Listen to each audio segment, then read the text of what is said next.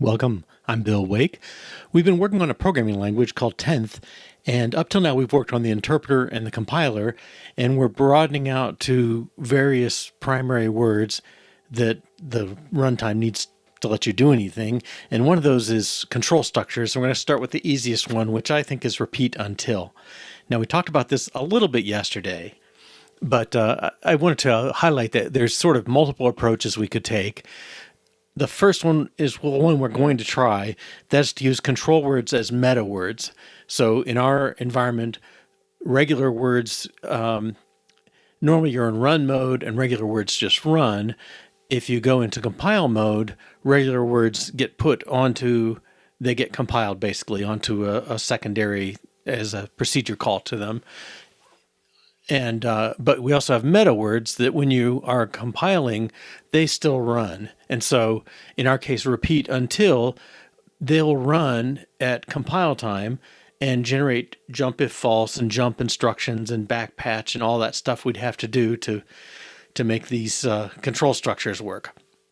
Now, a second approach is more, I'd call it kind of a classic interpreter, kind of a line by line interpreter. If you do that, then you would treat repeat and until as regular words. In other words, they would just get compiled as words, and then their implementation would require them to like scan forward or backward, find the right matching keyword, trigger transfer of control back to the old one, things like that. We're not going to take that approach. And then the third one we sort of alluded to, but it's kind of like closures in most programming languages that have them, that we would treat the body of a repeat until as an anonymous block of code. We could even go so far as to pull it into its own little secondary. We don't have to put it in the dictionary. It can be anonymous, but have some sort of method that would call that anonymous block of code and implement it, and then wrap around it the repeat until behavior, or if else, or whatever control structure we're doing. All right. So what we're doing though is that first approach where we're generating jump if falses and labels and tracking them and so on. So the repeat statement, the first thing it's going to imitate having a start label there by pushing the address of the next code address onto a control stack, so that that'll be there when the until runs. It'll use it. Okay, so we're going to keep track of our location. Inside the loop is going to be kind of that blank area in the middle is whatever code that would normally generate. So if it's increments and subtracts and compares or whatever, all that code gets done. And then when you hit the until statement, we're going to generate a jump if false, and then jump if false has to have a target. Well, the target is pop that control stack and get the address of the start label and write our code there to go there. And then after that, I don't know, my wording there is a little weird. Generate patch value to code. That's the real thing.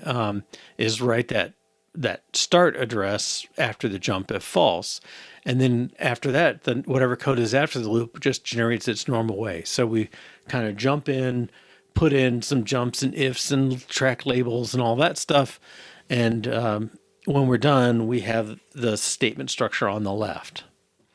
All right, I won't go through if and while and all that until we get to them. Maybe today. We'll see. Okay, and we left off working on a test. Now, we talked about the test. One way to test this is to say, do we generate the code we expect to generate? And that's what we're going to do. A second way would be generate that code that you think you're going to generate, and then run that code and see if the behavior of the generated code is what you expect. We're not doing that, at least in this test. I don't know that we will. I think we'll probably do a manual test and make sure everything runs the way we expect, but we'll trust that we are generating the code right. That may not be the right choice. We'll see. If it's too horrible, we'll figure out how to run an actual bit of code, but that requires kind of setting up the whole interpreter REPL environment and all that, and I'm a little hesitant to do that sort of integration test of it. All right, but we did start out with a bit of testing. Repeat until generates the right code. Well, first thing we're going to do is load the secondary space which will point to the test secondary area. Well, that's where we're going to generate code. It's a local variable to this file. It's got room for 10 or 12 statements, I think. And we'll use that secondary space register to write blocks of code. The repeat until we'll use it. All right. I can see we didn't do anything about the control stack yet, so let's at least mention there's a control stack and figure out what we're going to do there. All right, but assuming we had things set up, then we would call repeat and call until. And so repeat, well, it doesn't do anything to the code we generate. It just tracks some information that has to be there when until runs. So we'll make sure that that happens. Okay. And then until is the one that has to pop the stack, generate the instruction, and generate the constant that takes us back to this starting code. Okay. And we won't have any code after the loop. So we're not even putting code inside the loop, which is a little artificial, but I think is going to be okay. Alrighty. And then once we've done that, we want to check, and we should see basically the word we wrote should be a jump if false, and it should point to the jump if false word address. So jump if false is a primitive or a primary, and it has a word address that points to the code for that. So everything works through these indirect calls. Okay, so this code will load the address, the secondary that we set up for secondary space, and then load the contents of the word contained there, and that should be the jump if false word address. And then we're going to take that same load and do one more indirection on it and make sure that that actually does point to jump if false. Okay, so it's kind of checking a little deeper. And then after that, we're going to check and make sure that the next word after the jump if false should be a pointer to the start of this. Well, the start is going to be the LTest secondary area. So let's see. So this load loads the second word. It does not update the address pointer though. It just offsets it. And then we're going to, X1 is going to get X0, which is LTest secondary area.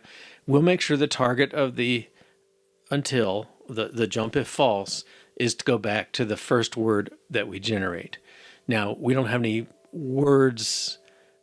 We have an empty loop body, so it's in effect jumping to itself. Okay, so this is not code you could run unless you wanted to test your infinite loop capability. All right. So I think the control stack is the one we haven't dealt with. Now, control, we have jump if false. I don't know that we set up a control stack. And jump, that's the only two in here now. Let's see, it's probably called control stack or CTRL stack. Okay. Till now we haven't needed it. We don't need it to test the jump if false or the jump. We tested those already. But the setup for them, that we just manually put them in to the code and tested that they executed correctly. We didn't test how to put them into code. So in effect, well, we haven't added a new register for a while. Maybe we should add one for this. We still have a few kicking around. Let's look for X19. That's probably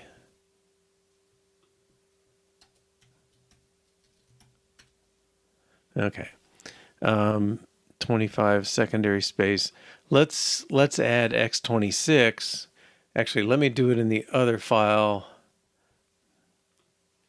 I made a separate Keynote file for design notes, and I think it would be best to keep track of things there. All right. Let's see, registers. That looks like it. Okay. So we'll add x26. This is control stack equals next cell for control stack. Okay. Now we'll need to initialize that somewhere. Okay, so whoops, I'd opened up kilt stuff the other day. All right. So we need to define it, and that's in core defines. X25. Oh, read line is X26. So we want to do X27.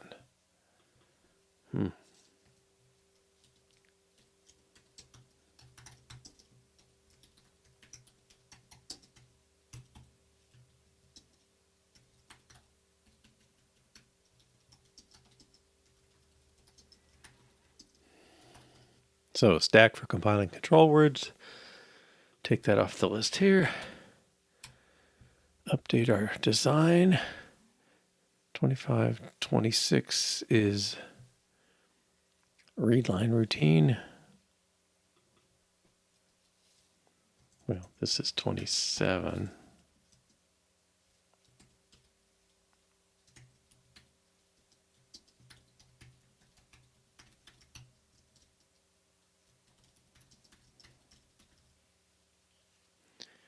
Okay. Oh, we freed X23. Okay, let's make that unused. All right. Good. Okay, so I think, well, let's go ahead and make an area for that. Be to align 3, because it's going to be a bunch of words. Fill, and then I always forget fill. Is it the count? Yeah, repeat copies of size bytes. Okay, so let's give ourselves a stack of 20 deep, 8 bytes each, and fill them with zeros. We don't really care. Okay, and all right, so that's that. And then I think we should give ourselves well, let's define it over here.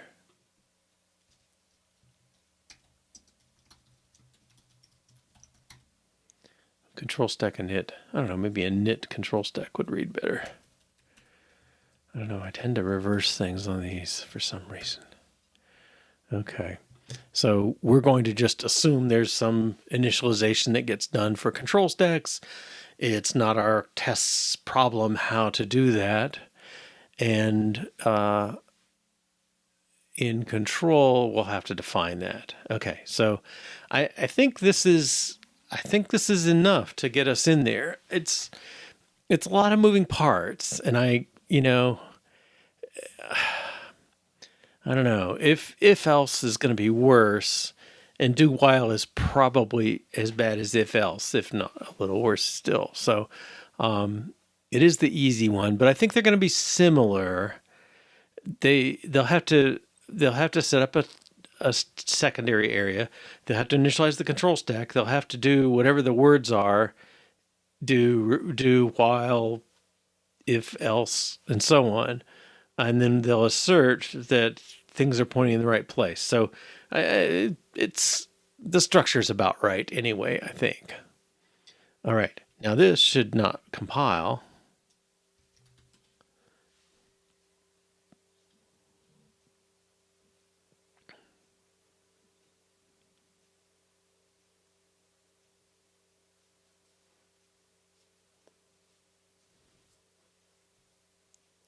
Okay, yeah, no reference to control stack, no reference to repeat or until, which makes sense. All right, init control stack. Let's keep that P2 align here. Well, we'll work on that later. I think it's going to be a data segment. All right, but anyway, init control stack. Okay, well, we created one, control stack, which is a global.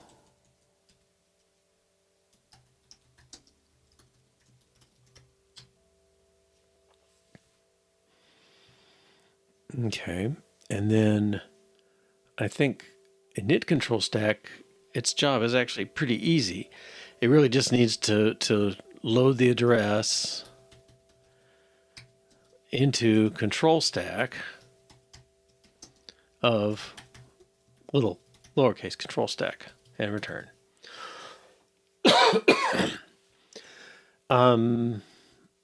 Yeah, I don't know if you'd, well,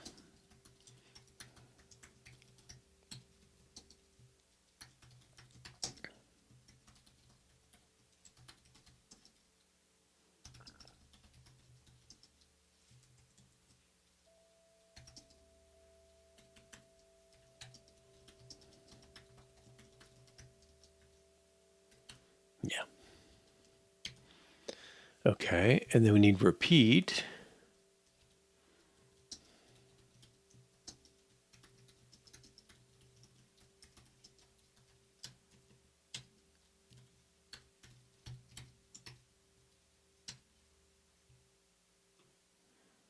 I'll say meta word that is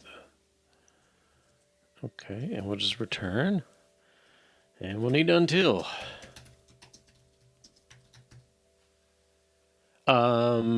That's true. Did I get the wrong one? Init controls. Yeah, you're right. Yeah, the point of using that public variable or the public register is that we don't have to know where it points to. Now, I don't think there's a big harm. We don't have to set up a separate one for test time versus runtime, but yeah. Okay, so this is kind of minimal. We'll try and make things compile. Okay. Oh, global.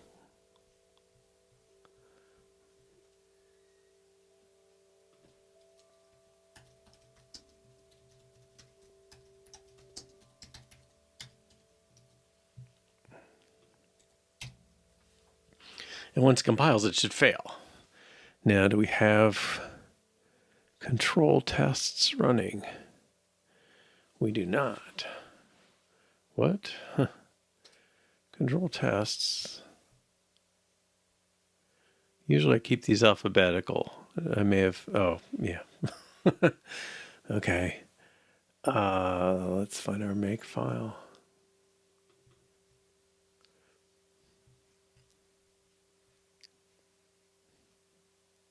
Control tests, compile, control.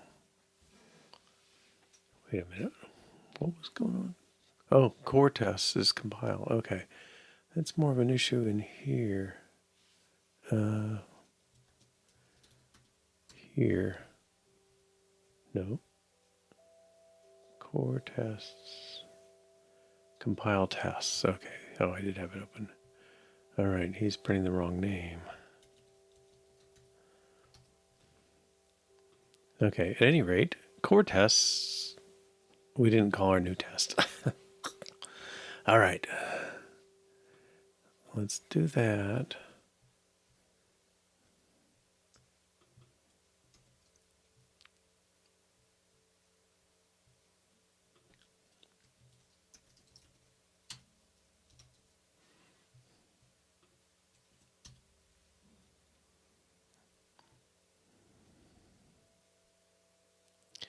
Okay, control test. Repeat until generates right code. First thing it looks for, it fails. And second thing blows it up. Okay, so our assertions did not run. If that's not clear. All right. Because these things don't do anything. I guess we did make control stack do its job, but this is supposed to save stuff on the control stack. So let's go into control. And repeat's job is to, well, we have our assembler macros.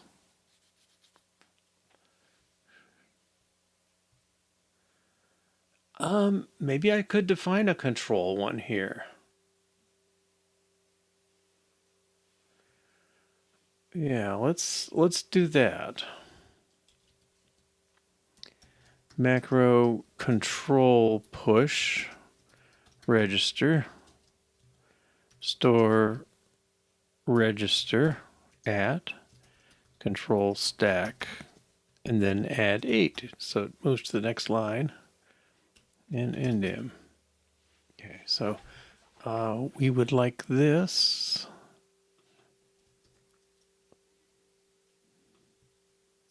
in repeat. So repeat's job is to result is store current secondary word secondary address in the control stack.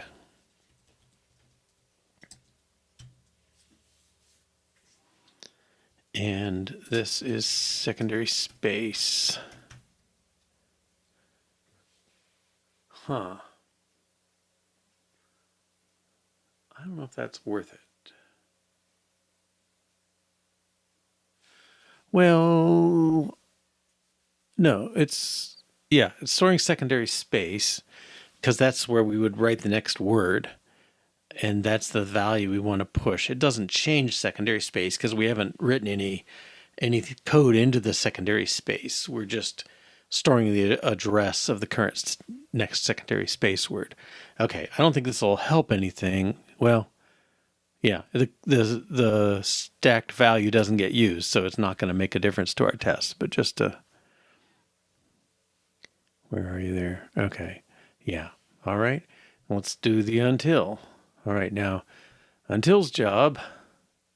Go back here. Okay, it's got to generate a jump if false instruction, and it's got to push, pop the control stack and get that patch value and write that to the code. Okay, so let me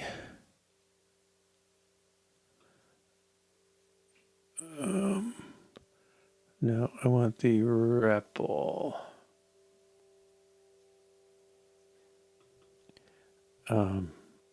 I want to see how we're doing it now.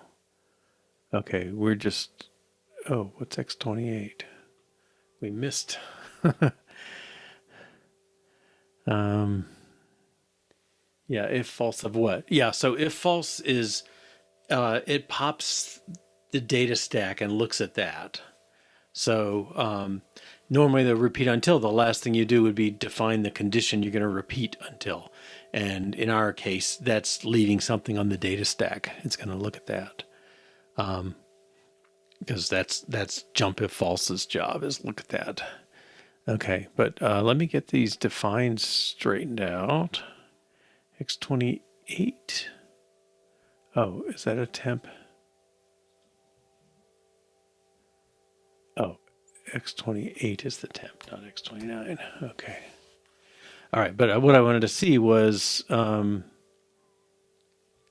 we should be generating, where's compile? Compile should be throwing stuff into our secondary space. Okay, here's compile.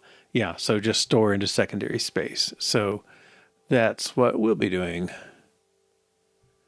Okay, so until's job then, it's supposed to generate something. Okay, so what it's supposed to generate is the pointer, the word address, this thing. Okay, so let's load that.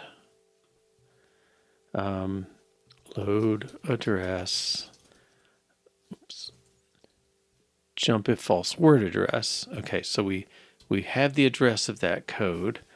We want to store that. Let's make that X0.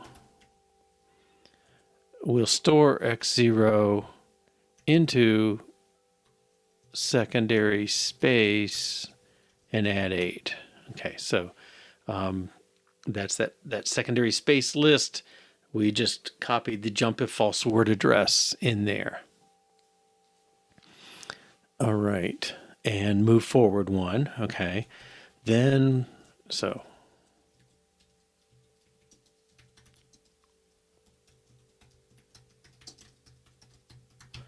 that did that, and now we want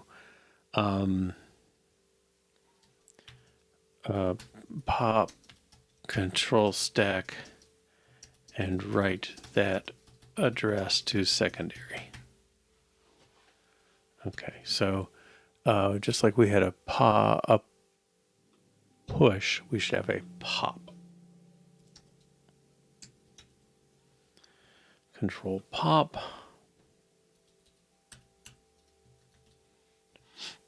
Okay, and it's almost like line 12. Load register, and then control stack, pound minus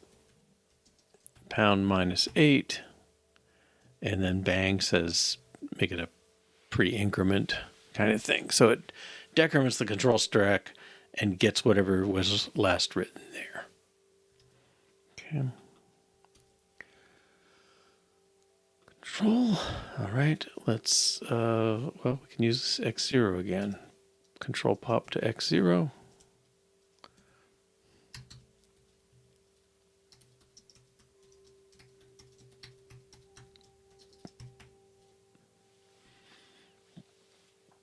Okay, and none of these are procedure calls, so we don't have to do any fancy, prologue and epilogue. All right, so we write the jump if false, move secondary space forward, pop that control that the repeat pushed. That gives you the pointer to the start of the repeat. And then we write that into secondary space so the jump if false has something to work with. Okay.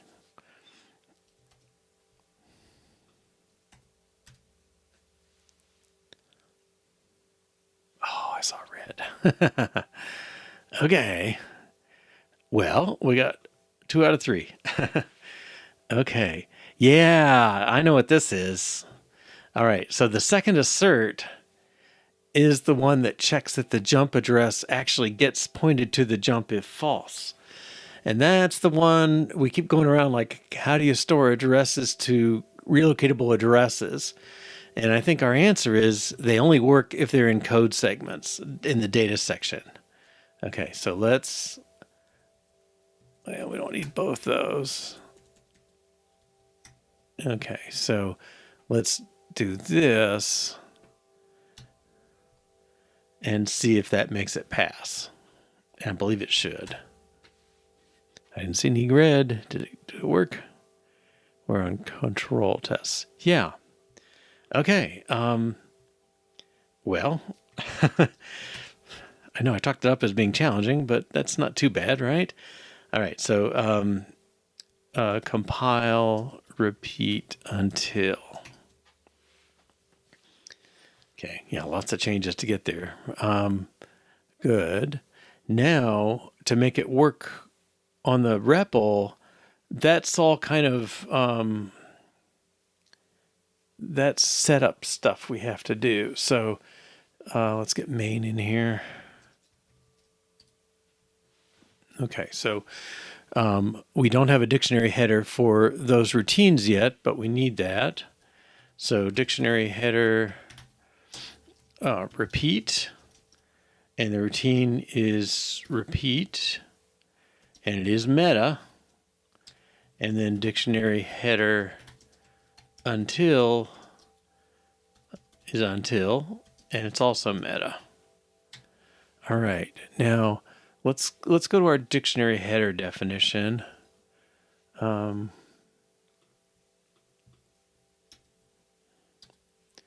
it dictionary macros? Yes. Okay. So this thing, you may recall, but it detects those metas, and if they're meta, it puts them in the meta list, which is where that thing points to. Okay, and so we know if the word is that makes it a meta word. Now, I think, okay, well, we've got a little bit of funniness going on.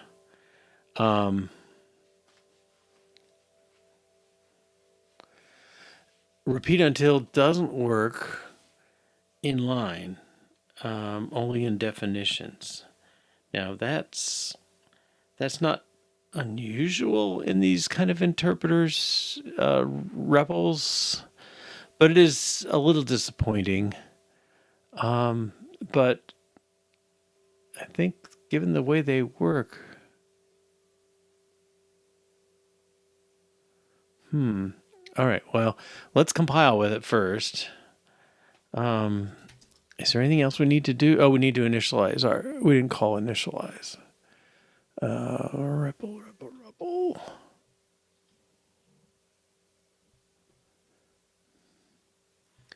Input init. We also need to call control init control something.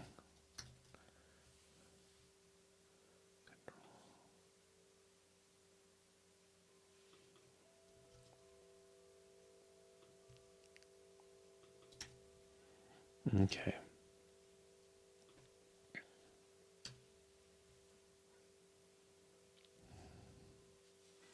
Init control stack reference from eval.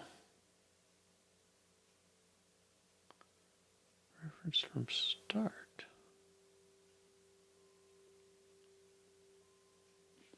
Is control in that list? No, it's not. Okay. Make file. REPL. Well, my alphabetical skills are apparently deteriorating.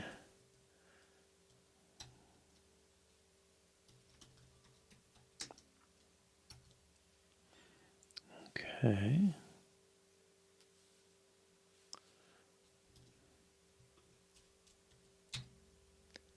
All right. So if let's define a word.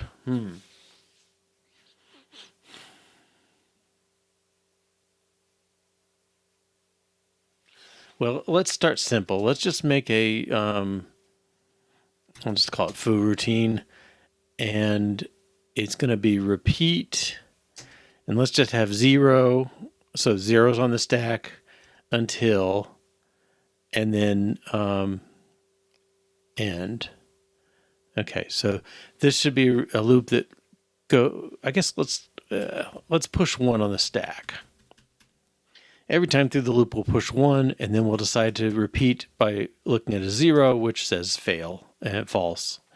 All right, so this thing, if I do dot, it's still our starting 0 that it's not really there.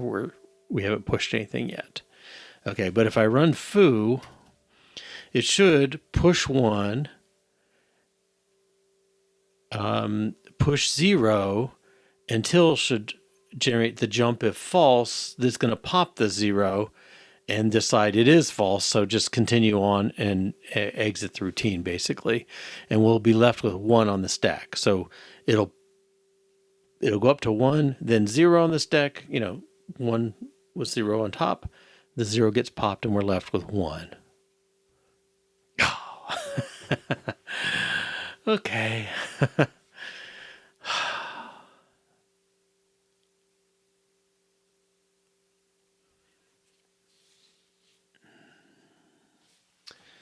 All right. Let's see.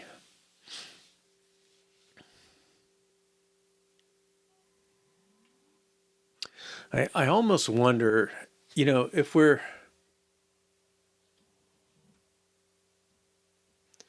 debugging these things, it would almost really be nice to have something that you just pointed to a secondary and it prints it out for you to tell you the code it thinks is in there. But we don't live there. Okay. Whoops. REPL.out. Oh, let's run and see if it.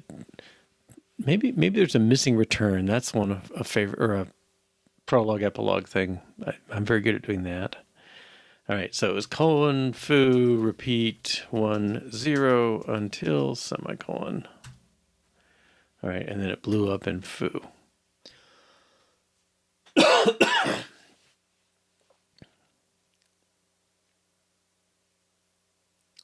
Push 0?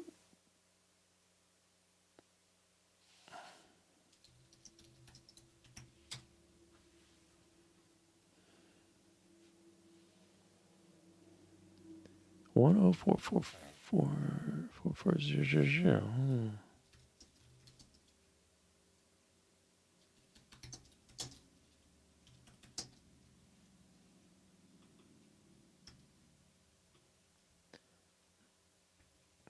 I think what that's saying is it can't store a 0 at x19, which is that address.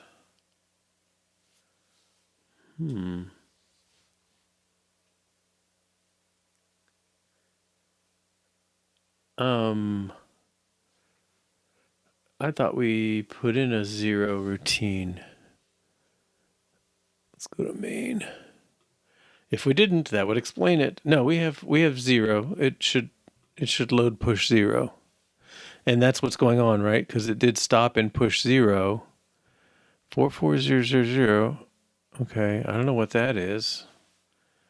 20. PP, bunch of FFs. Well, what is X19? Let's go find that. X19. I mean, it's probably virtual stack pointer.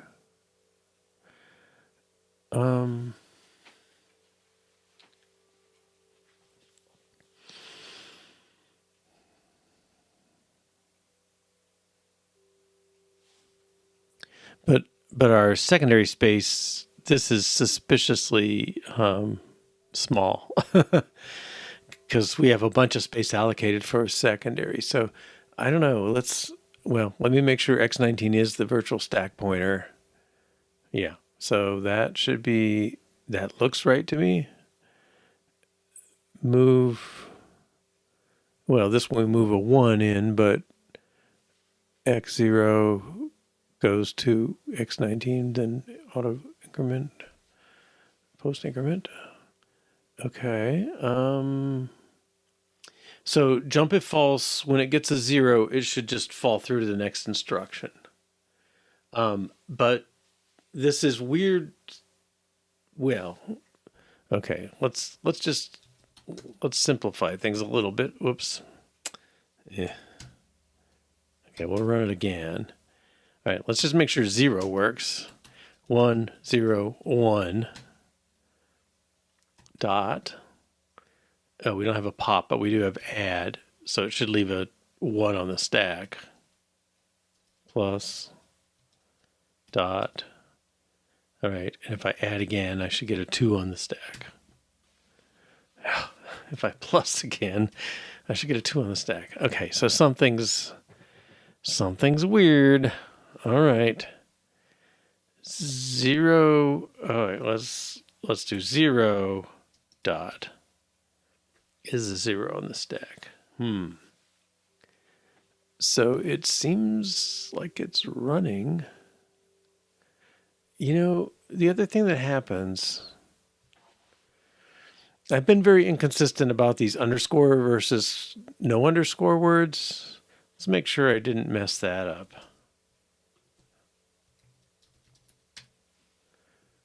Push 0, no, that's okay. Okay, so push 0. I mean, that's in our code. It's the right place to look for it, but I think this X19 is very suspicious to me. So colon foo 1 0. Oops. Repeat 1 0 until semicolon. Let's break there again.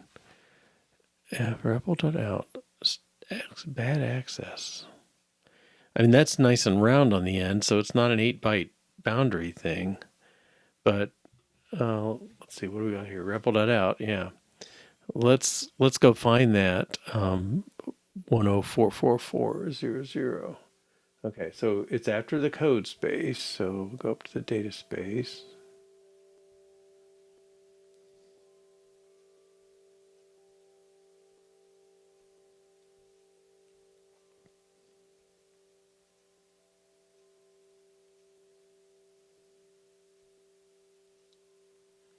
No, I don't think it tells us the labels, unfortunately. Oh. Did I only get the data segment, the text segments?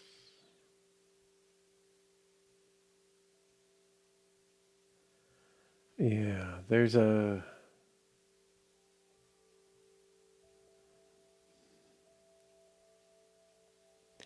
All right. What happens with jump if false gets a 0? It, yeah, dot pops. Okay.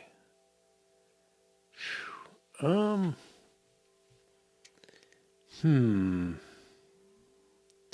All right. So, I mean, I don't know. I don't want to get... Where is X19 initialized is my question. But I can't believe we've gotten this far without it.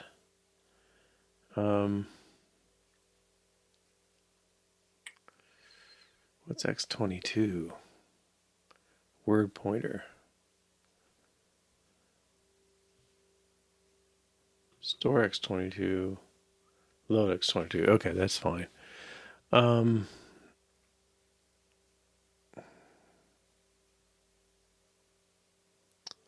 X19, somewhere there's a stack init. Or a knit stack.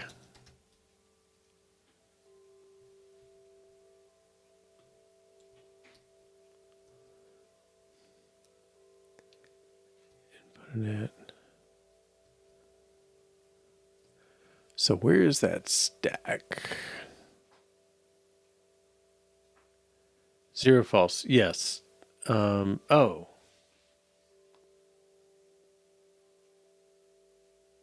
You're right.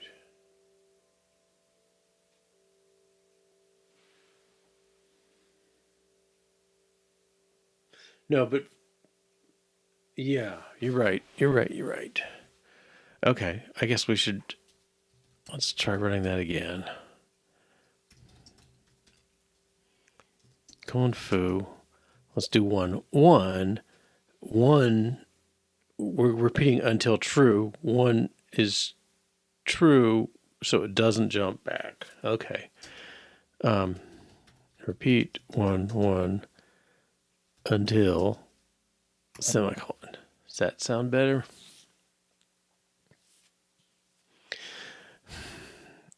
I think this is teaching me that we're burning ourselves jumping into deleting our stack further than it should. Okay, and then dot should be a 1. Yeah. Okay.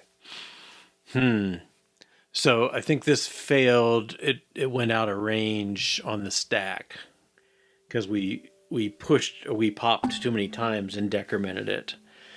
Or maybe we pushed too many times. That could be more likely, couldn't it? Because our 0 made us always repeat back. So I wrote an infinite loop without realizing it. And then I think as soon as it ran out of stack space on the data stack, boom, it complains about bad access. Okay. So something to detect overflow on the stack or underflow. Let me add that to my wish list because that seems kind of like the kind of mistake I'll make more. Detect stack underflow and overflow. And we have data stack and control stack. We could argue we should do either one. If we write our compiler stuff right, the control stack should never underflow, and it won't overflow unless you've got 20 nested levels of stuff, which I don't intend that we will ever have. But in production use, I would want those bound checkers. All right. But well, I don't know if we have enough stuff to...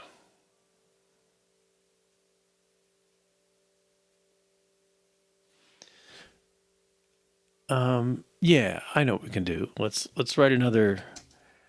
Let's write bar, I guess. So we're going to do... What I want to do is...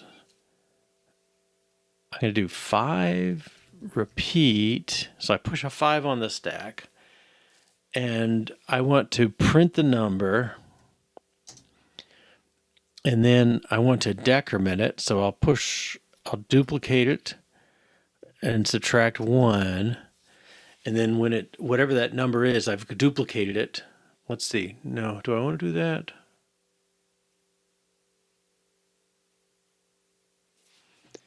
I don't think I do. I'm gonna let's do this a different way. Okay, I'm gonna print the 5. I'm gonna subtract 1 minus, and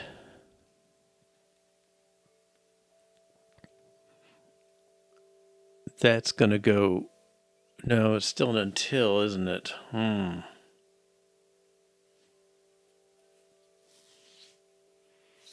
Okay, let's try a different approach. I just want to see stuff. Let's push -5 on the stack. Repeat. Add 1.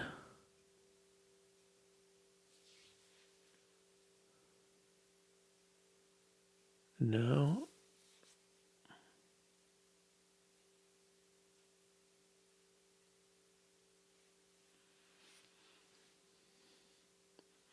We don't have...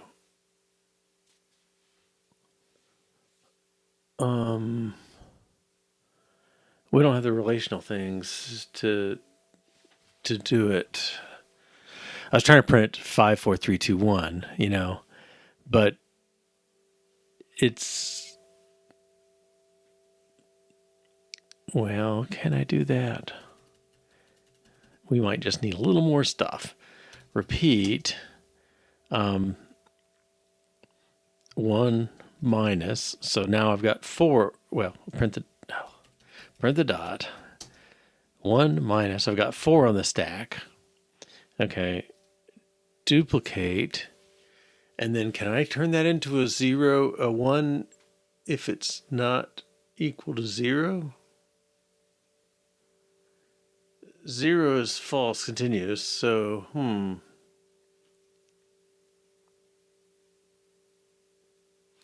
I don't think I can. Yeah, I'm not going to get my prints I want. Because we don't have any... We have a not operator, but we don't have a... We have the equivalent of twiddle in C, which negates the bits, but we don't have bang, which treats it like a Boolean. Okay, so I can't take that number and turn it into a 0 or a 1.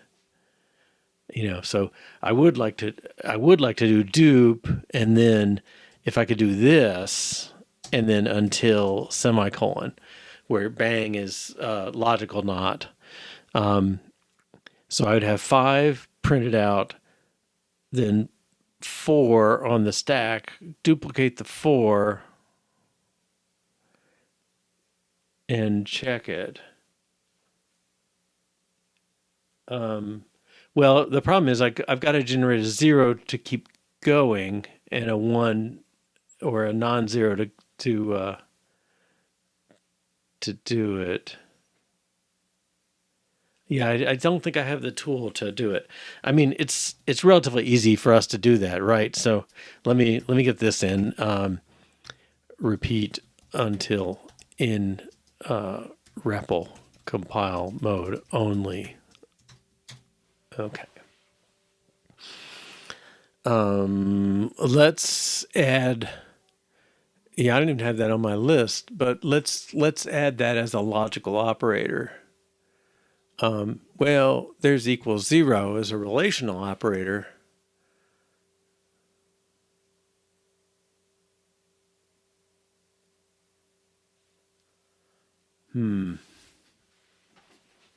I think bang is kind of useful. Good enough for C, right? Ought to be good enough for us. Okay, let me add readme.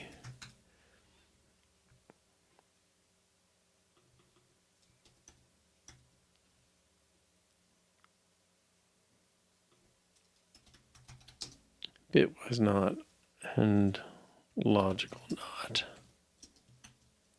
0 goes to 1. 1 non-zero goes to 0. Okay, let's write that one. It's a unary operator.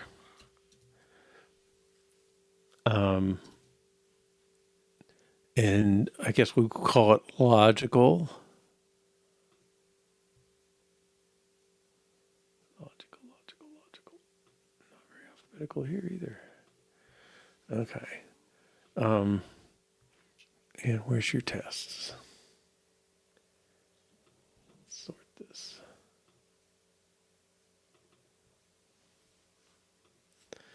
Okay.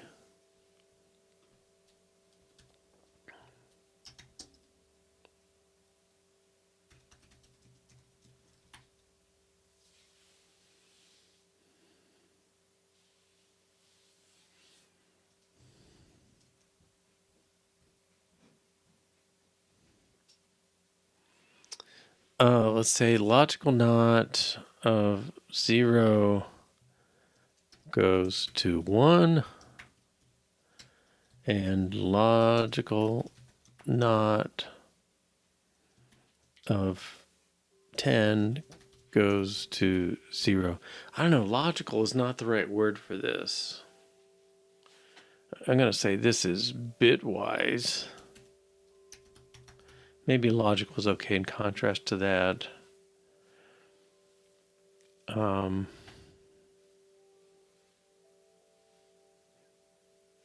right, let's get these down there and change the name there.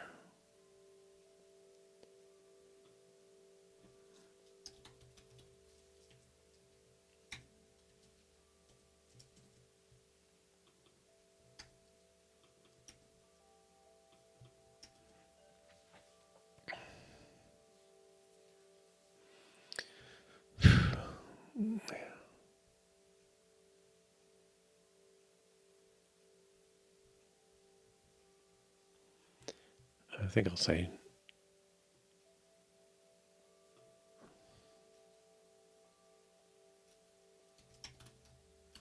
converts 0 to 1, logical not, converts 10. Well, let's convert non-zero to 0. Okay.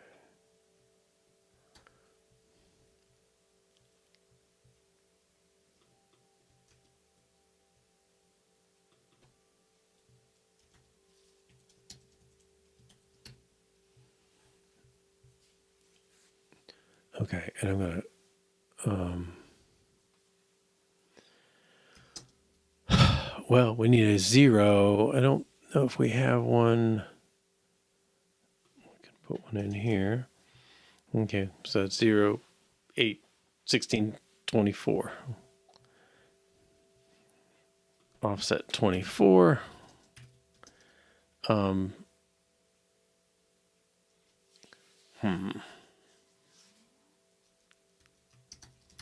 Call it bang routine. We expect 1. And this is 16 is non-zero. Bang routine gets 0. Okay.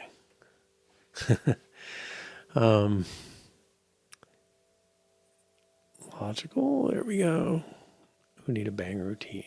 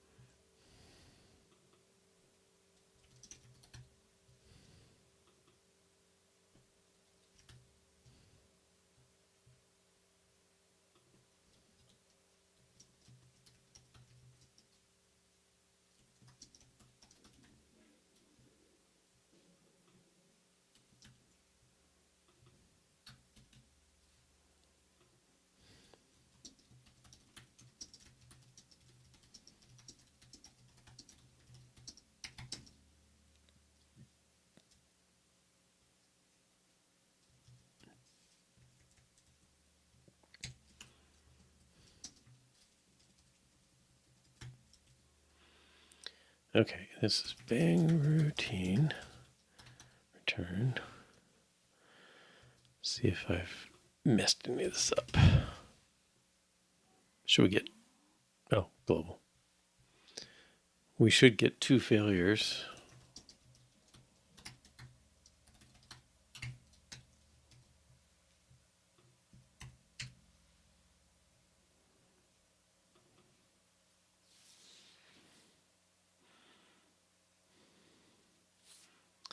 Init control stack.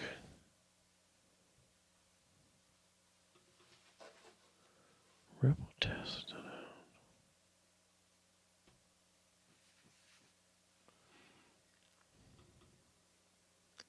Referenced from eval and REPL.o. REPL tests. Why is that complaining now? Need REPL with control. Init control stack. Init control stack. Okay. That seems okay. Do I need to link REPL with control? Yes. Is it not there? It's not there. Oh, REPL tests. Okay.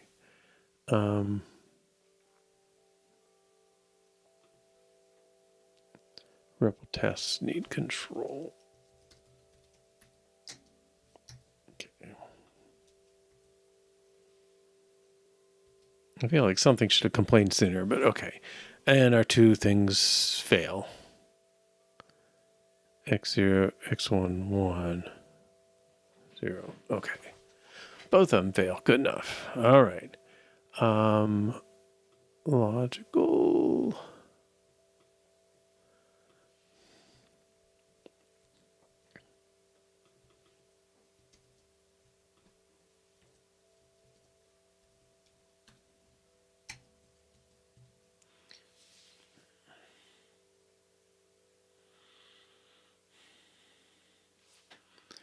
Now, I don't know what, going back to that C cell, clever little operation.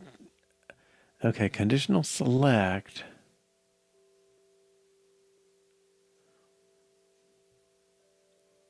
All right, so we say the condition. I guess the question is what causes, I mean, a compare definitely does, but do I have to do a compare, or is putting this there enough? Okay, so, and is our conditions on page C144?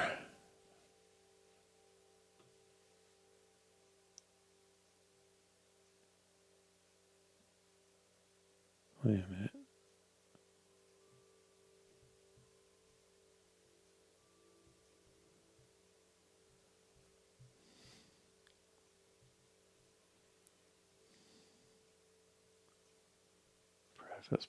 Preface. Okay.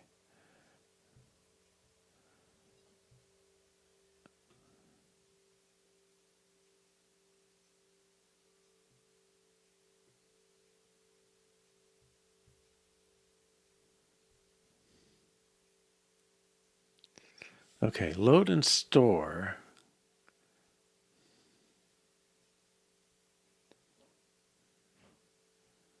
Okay, so we did load address is immediate offset. Okay. And then I don't know if I can see the sign extend. Okay, I don't see it doing anything to do any comparison for me.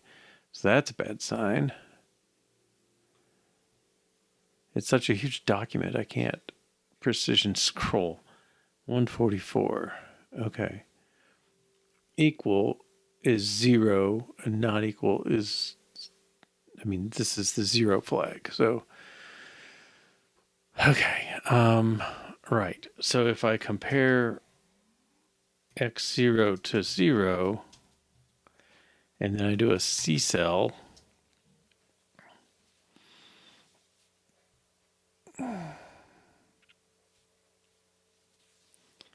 it's going to be C cell something, and if it's equal to 0, I want 0. ZXR.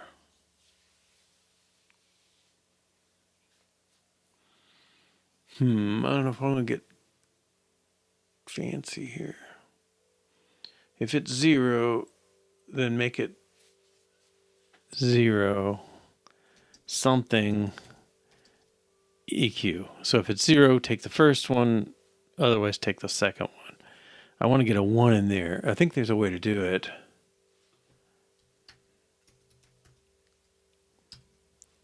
Does he have an immediate XM? Really? Oh, here's C set. Sets the destination to 1 if condition is true. That's what we want. So C set WD EQ.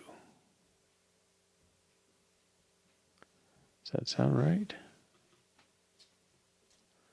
C set, wait a minute, 32-bit.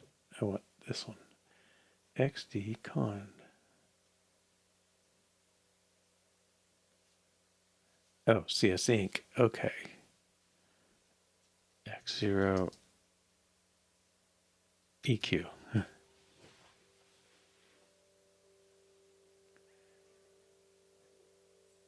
Yeah, it only works one way. Let's put X0 back.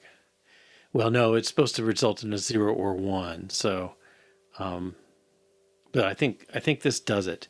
So if there's CS Inc. So conditional selection increment, basically.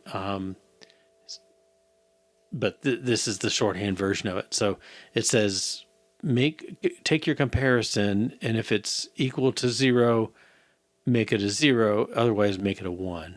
I believe. Okay. I mean, they certainly want to make C easy. I just wish, I don't know if there's a way to make it so our pop builds in a compare, because some operations you do, if you do an add and then a compare, that's fine because it's the add is the last thing. But I'm not sure the loading instructions, I don't think, trigger that. Okay, but anyway, this should pass.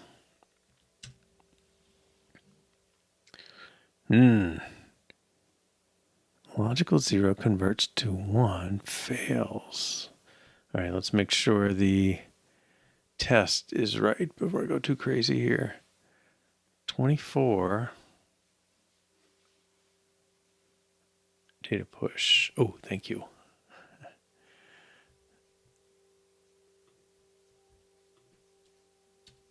Not much point setting it if we go throw it away afterwards, is there?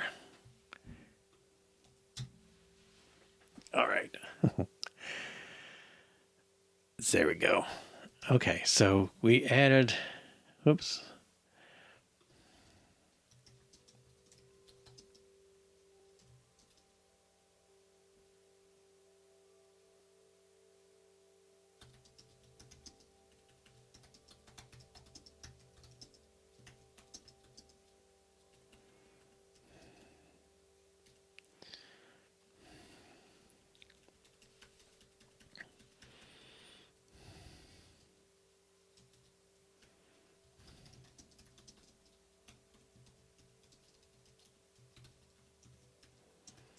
Probably more close. Okay. And then main, we should add that in here.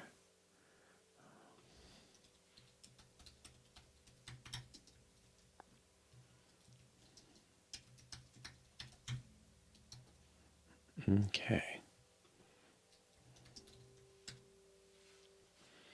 All right. So 0 bang should put a 1 on the stack. 1 11 bang should put a 0 on the stack. All right.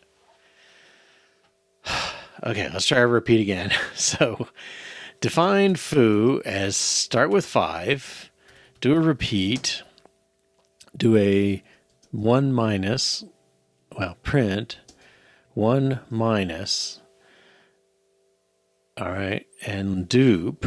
Okay, so that takes 5, prints 5,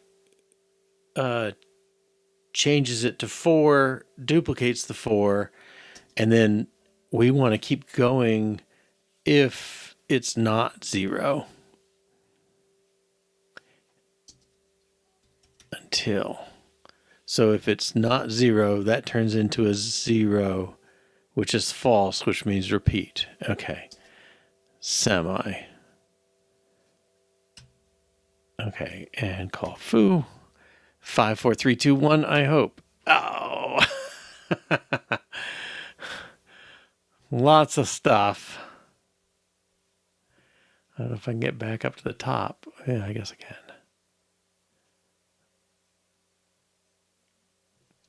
5 goes to -1.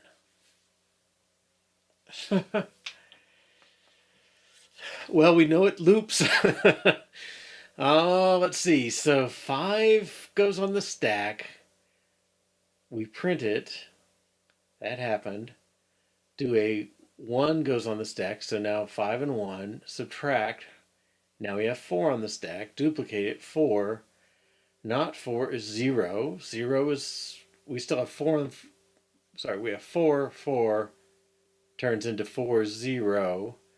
0 is false. It gets consumed when we go back. And now I print again. Why is that not printing a 4?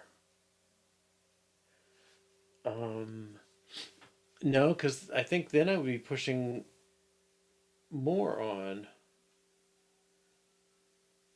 Because I want it to. I want the stack to be 5, 4, 3, 2, 1, 0, and then as it goes through, duplicated. I think. 5.1 prints and then turns the top of the stack into one smaller. Duplicate, bang, until. Oh, you're right. Okay, I'll learn that one of these days. Okay, let's do this again. All right, define foo as 5.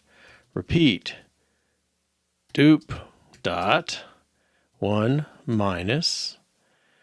Duplicate again. Bang until.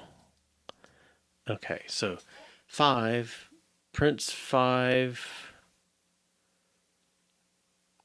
Start with 5 on the stack. It duplicates the 5 and then prints it, and then decrements it on the stack, and then duplicates the 4 and then turns it into a 0. It sends us back with 4 on the stack. Okay, and then at the end, this really well, we really should do a pop. I'll do a print, which will pop. Because it's still got one last thing on the stack. Okay, 5, 4, 3, 2, 1, 0. Oh, I didn't run it. FOO. Let's try that. Hey, okay. Our first successful real loop. that duplicate that dot with the destructive dot. That is really annoying, isn't it?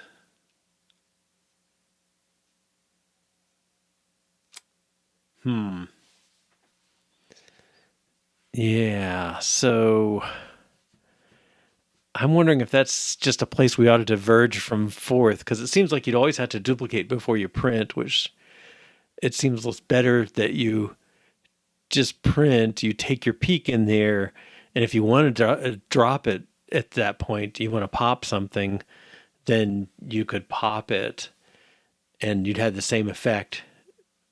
Yeah. Well, let's make our big semantic change then. Okay, so, all right. So first, let's see. What do we have out? Anything? Oh, okay. Oh.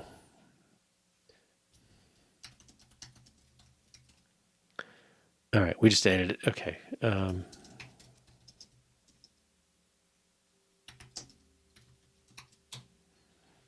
Okay.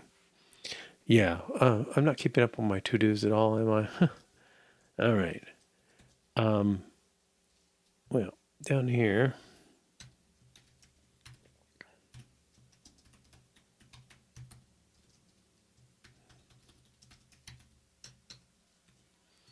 All right, so we added the control statements. Repeat until. We added an operator. Bang, not. Okay. And I think that's what we've done. All right. But what we're going to do now is change dot to non-destructive print. Okay. Now we probably don't have a direct test for that. We haven't been testing our I/O other than manually, I think. Well, we have an I/O file. Excuse me, dot print, data pop, print load address space. Okay, yeah, kind of standard there. Oh,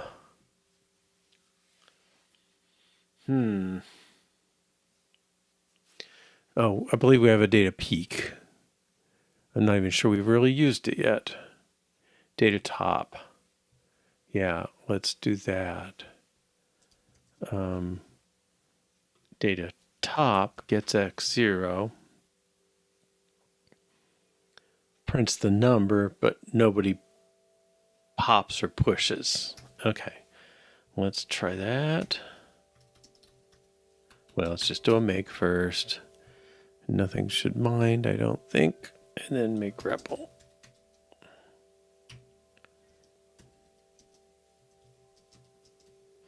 So that should print 5 and then print 6.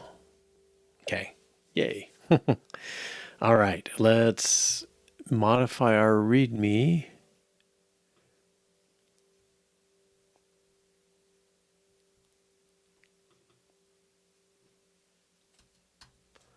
And now it's non-destructive.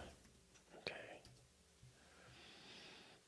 All right, and this is the sort of thing I'm happy to change stuff that Forth did if I don't like the word they used or the semantics like that. Like, let's make it better for us. All right. So let's check that in.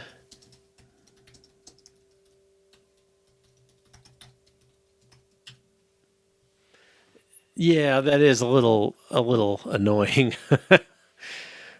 I mean, there will be times you want it to, because imagine like if we added strings and you did something to compose a string, you want to print it and then you want to move on to the next thing. But I don't see the difference between having to duplicate and dot or dot and pop. The dot, where we can just get by with a non-duplicating one. We only have to print dot for the print and then dot pop for the destructive one. But that's, yeah, I'm with you. I don't think it was a very logical thing. But also, on their world, the small computers of the 70s, there may be things that pressured them to make that more destructive. It was just more convenient for some reason. But yeah, this way we can peek in something. We just throw in a dot at some point and we can get a little cheapo debugging going on. Okay, we did that.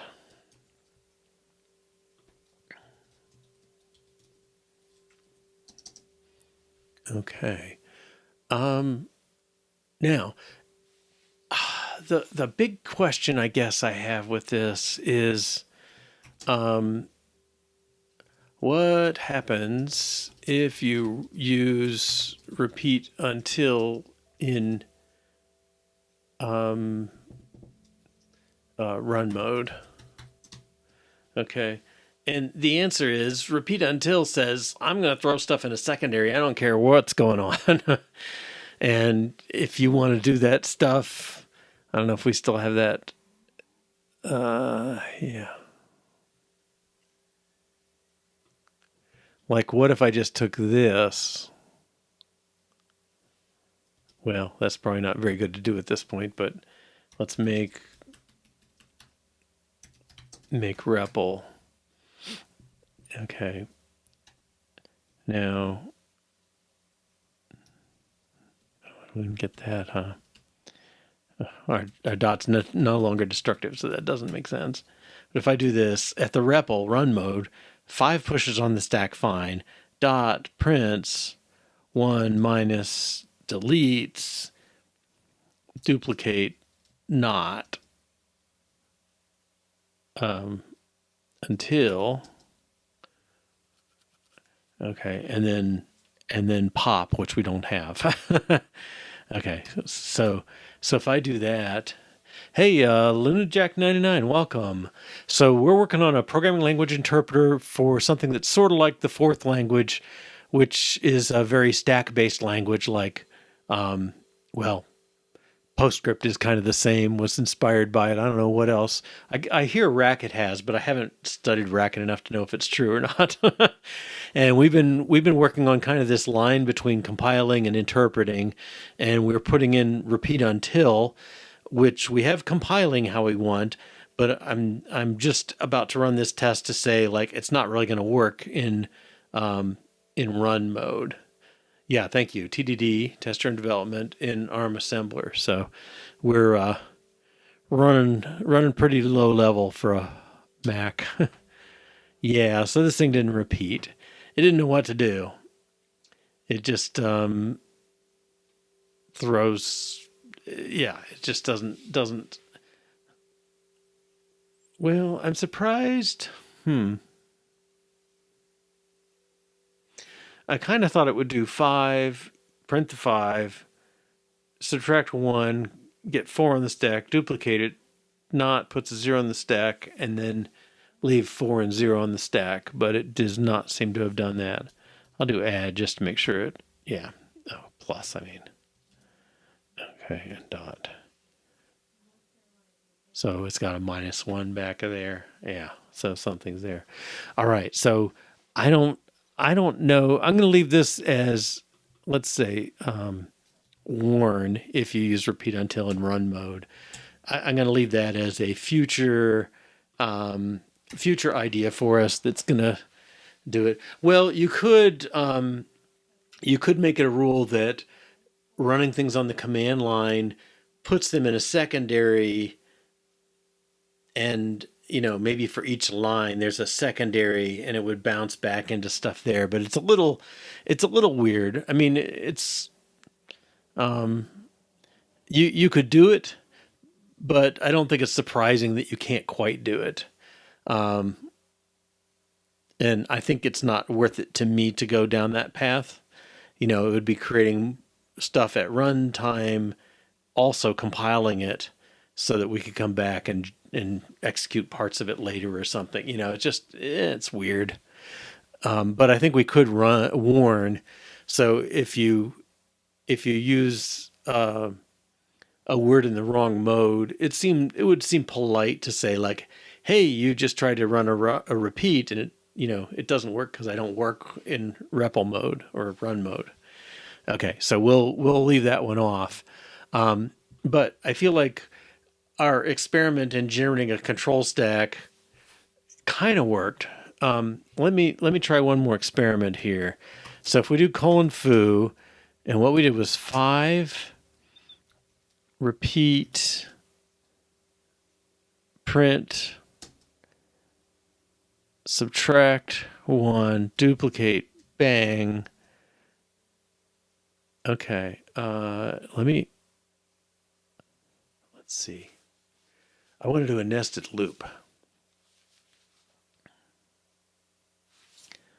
Right, so the dupe bang. Okay, so this is the outer loop. Repeat, we're going to print and decrement.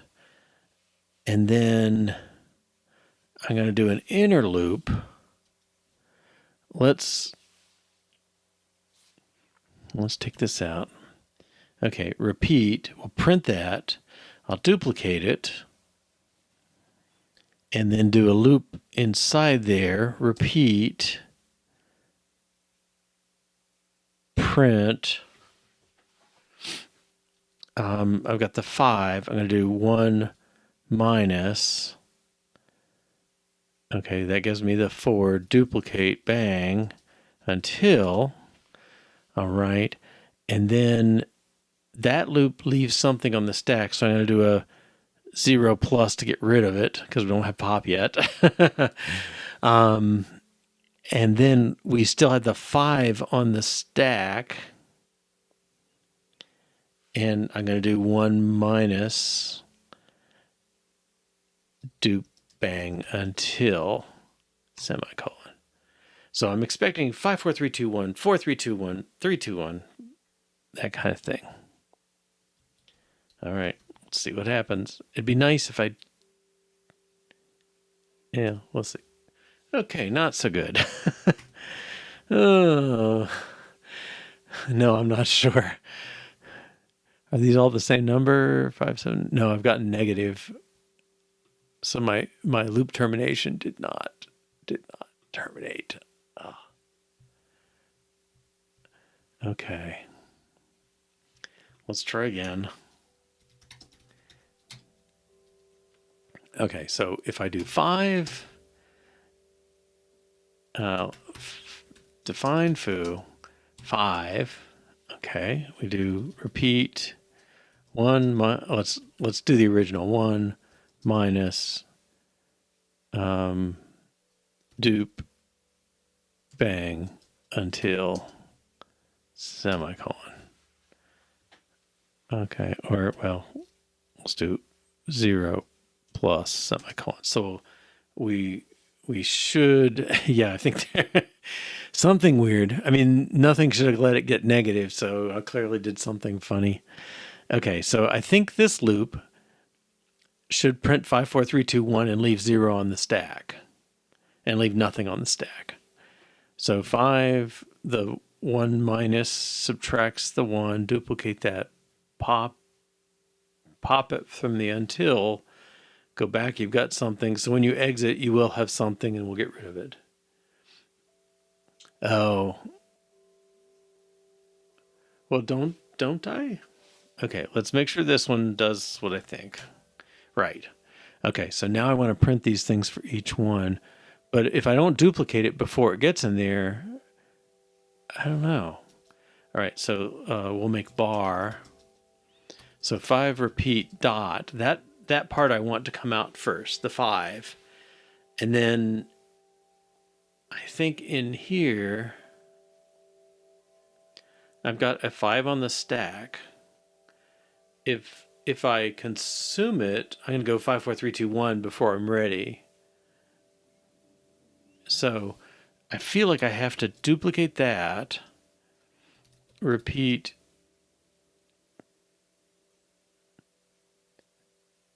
Oh, well, that's going to be the same, isn't it?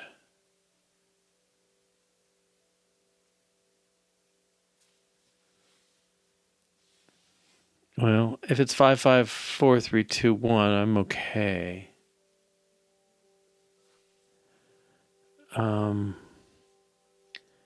Repeat. Let's print it.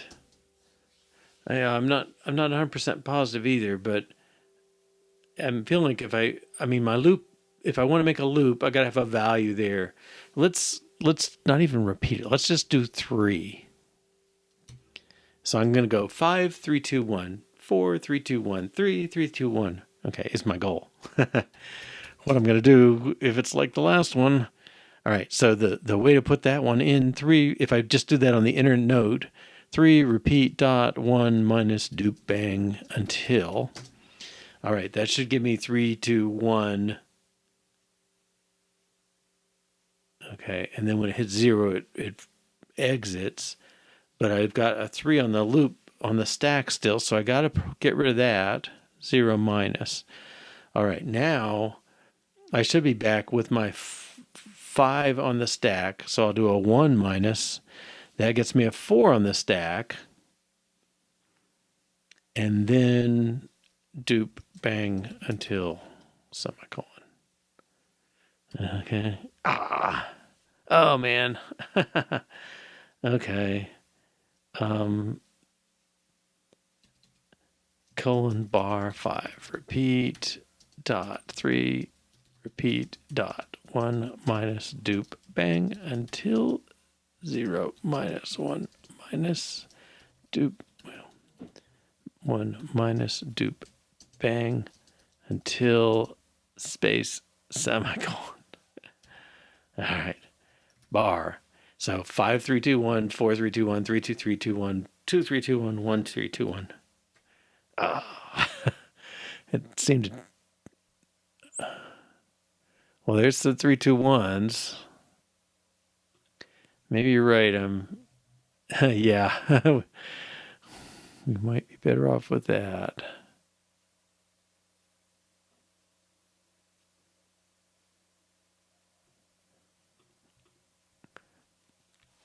Five, three, two, one, minus 1, 3, 2, 1. So I popped too much off the stack.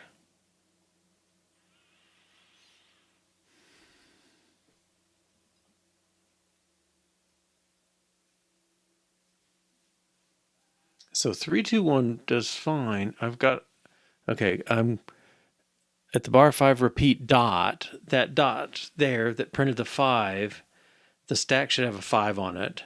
And then I'm putting a 3 2 1 on it, dropping the last thing. Maybe I'm dropping too much. Okay, let's try that way.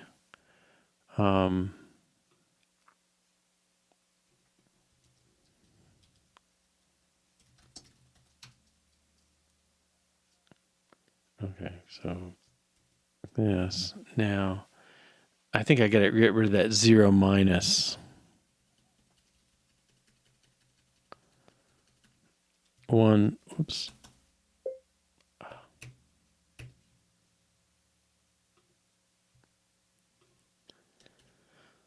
One minus dupe bang until semicolon. Oops.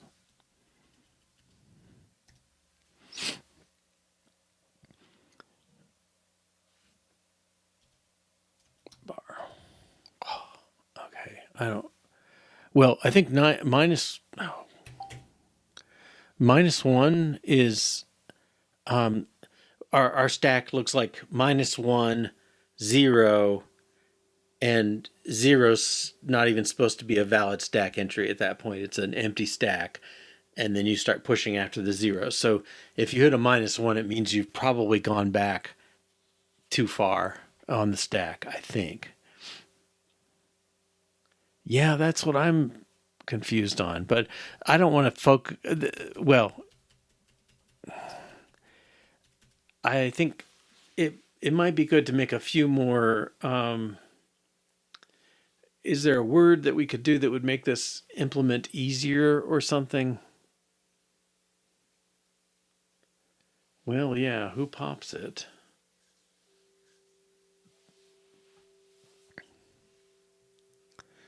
Now, why it gets a segmentation fault, it must be shoving stuff on the stack nonstop.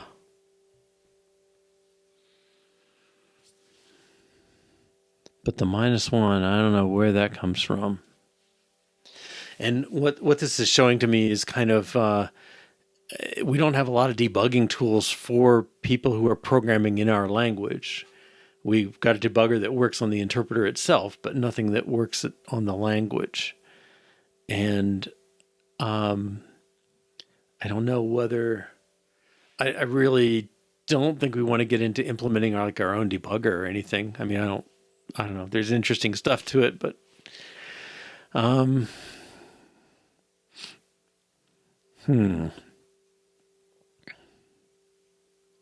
yeah, so I think the pattern is minus 1 3 2 1. So somehow it's like it didn't notice the 0, and I didn't do any twiddles that would turn a 1 into a minus 1. Oh no, it turns 0 into minus 1. Yeah, I don't know. All right, well, yeah, no, there wasn't. I think we had the opportunity. I mean, like we could put some code in at the end of any statement execution that dumped the top three elements of the stack or something, and maybe printed the name of the word that was running, or you could get back to it, because every word, even though we don't keep the name in our executable block, the secondary block, the dictionary has the name, and you can keep walking down the dictionary until you find the one that had that address. So there is a way to get to it, which would be kind of interesting to have it print out the words as they executed. That'd be an interesting debug mode. And I suppose you could do a step two, kind of thing. It might be worth it. I don't know. It'd be different. Make the project bigger than I was expecting, but from the point of view of actually being a user, and I've never written a debugger. I've worked with people who did, but I've never done the work myself. But there's certainly going to be easier inside our semi-interpreter, semi-compiler mode than doing the equivalent of LLDB at an assembly level, where you've got to substitute instructions and detect traps and all this stuff. All right, well, let's take a break. I think I think we should I'm going to put aside the control stuff, because I feel like we can do it. If else, do while, figure something out. We've got the tools to do it now. So we've got a control stack. I am a little nervous. I mean, nesting repeat until should work. So if it didn't, I kind of want to know about it.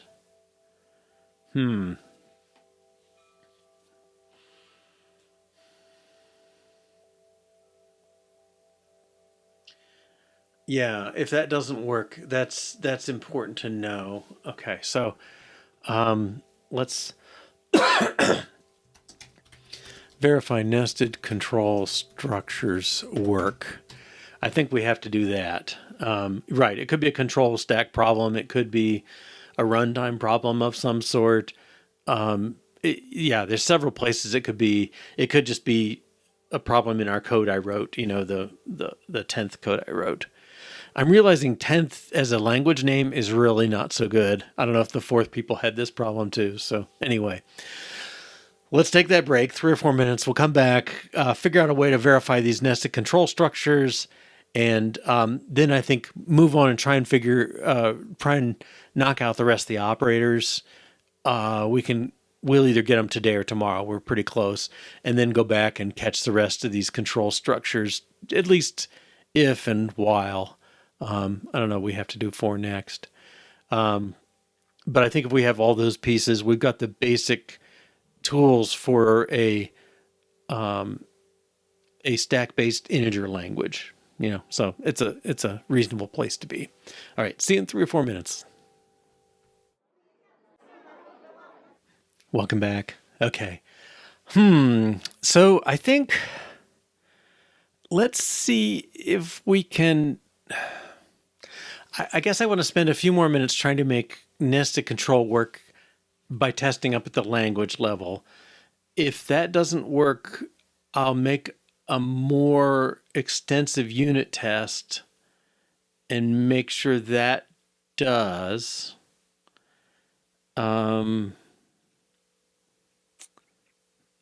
If I also wonder about this stack underflow overflow stuff, because we would have detected that sooner. I think that must be what's going on. But all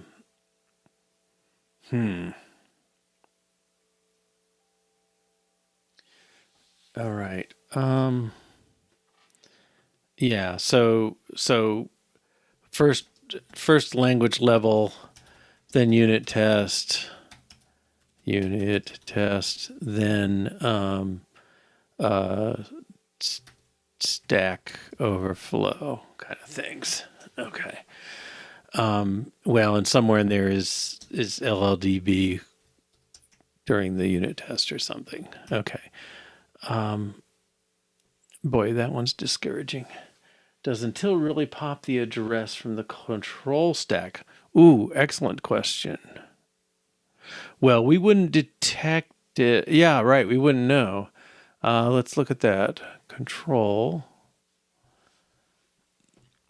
I thought I did, but we haven't. Like, we haven't seen it.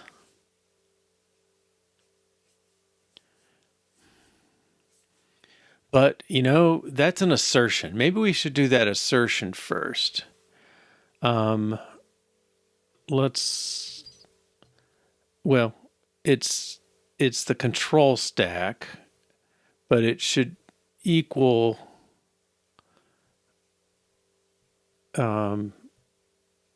lowercase control stack.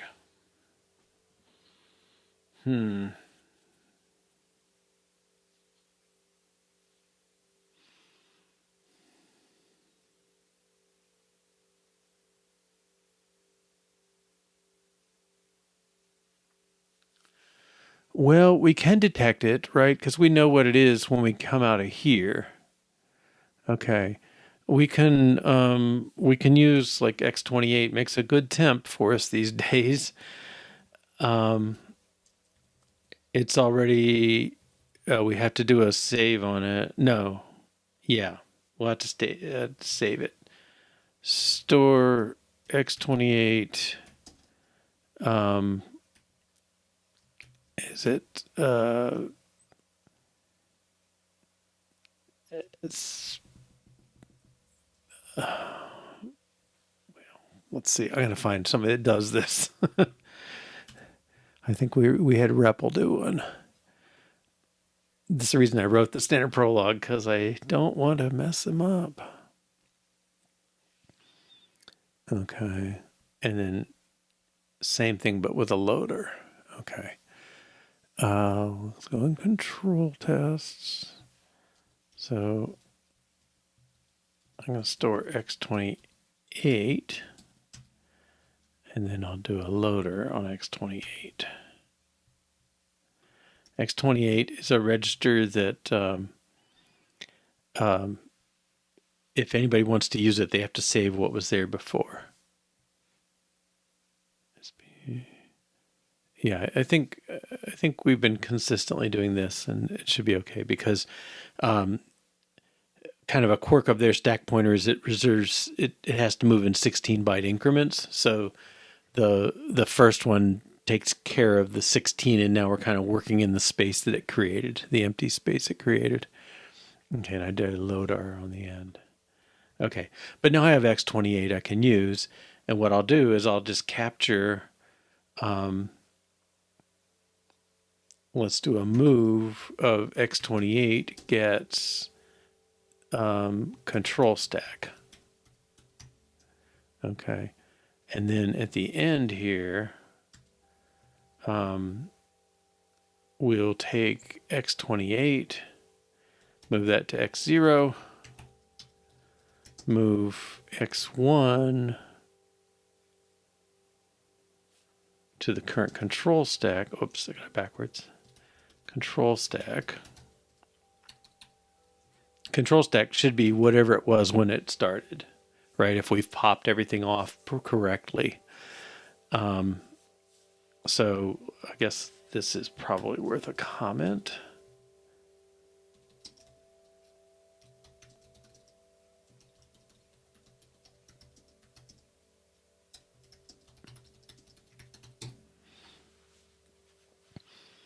Okay, so if we popped off, control stack should be the same as X28, because that's what it was right after it initialized. Okay. Now, I think this test will pass, mind you, but it would be very interesting if it failed. Okay, so it does. Wait a minute. 1, 2, 3.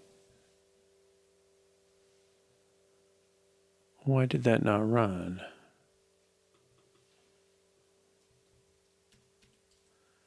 Put this up here.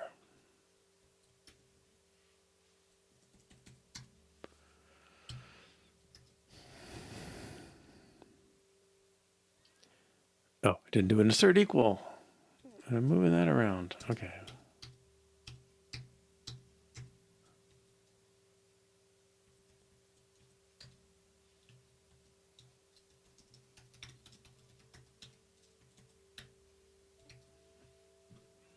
try that again.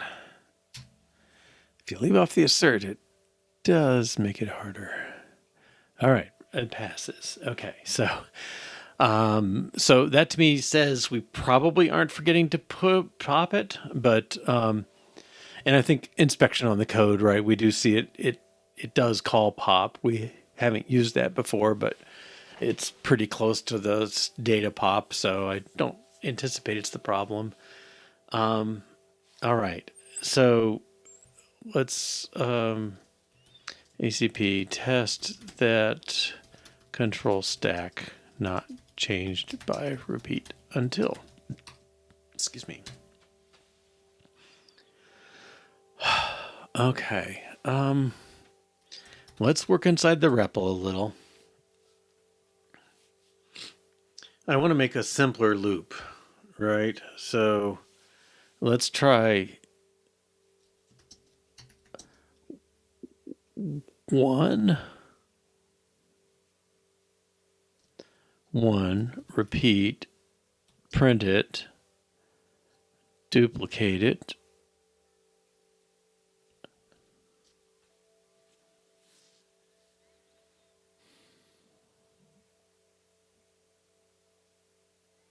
I don't want to consume it. I gotta keep it there, right? So duplicate.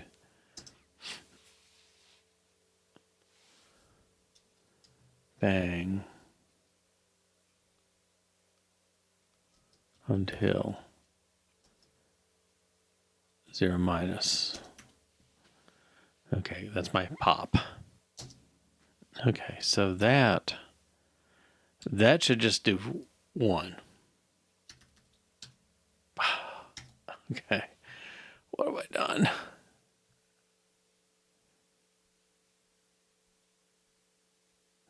Well, I didn't decrement, so that's probably bad. I was trying to get by with one, a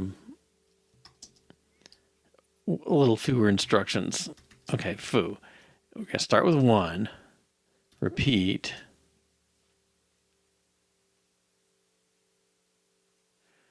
Okay, I guess that's fine. I'll print it. I'll decrement it. Duplicate, bang, until. And then 0 minus stop. Okay, so I'm just going to repeat this loop once. Print it, subtract 1. It should be 0. Duplicate that until false. Well, until true. I don't know. I think I should be okay. I'll push a 10 on the stack just so we have it.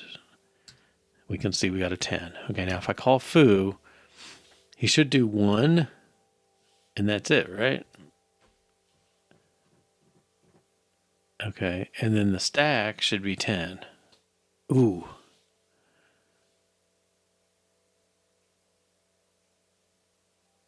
It's 0.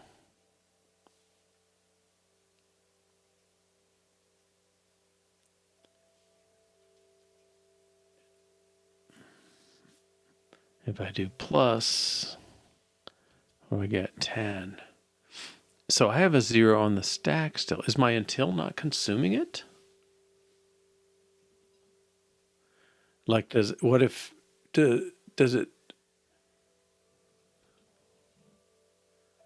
I guess that's a question about jump if false, right? We generate jump if false. Well, that's in this same file. Okay, we pop the value, do a compare. If it's equal to 0, we jump down and go back. So if it was if it was false, we jump. Otherwise, we add VPC plus 8. But we've already popped. Add 0 and puts the result back on the stack. Oh yeah, that's not going to do it, is it? Right.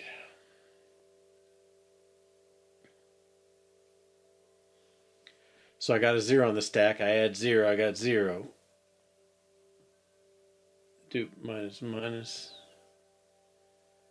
Well, if it's a 0,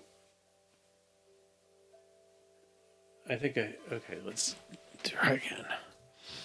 Foo 1. Okay. I got a 10 on the stack. Foo 1 repeat dot 1 minus dupe bang until 0 until now I think I have a 0 on the stack. If I do a plus, that adds it back to the 10 and leaves it there. We really need a pop.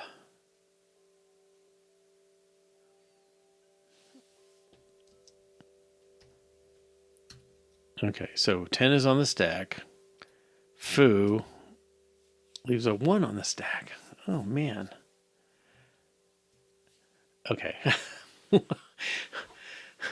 Pop seems like a very basic thing to want. Now, this is about what's on the stack. Oh, plus. Yeah.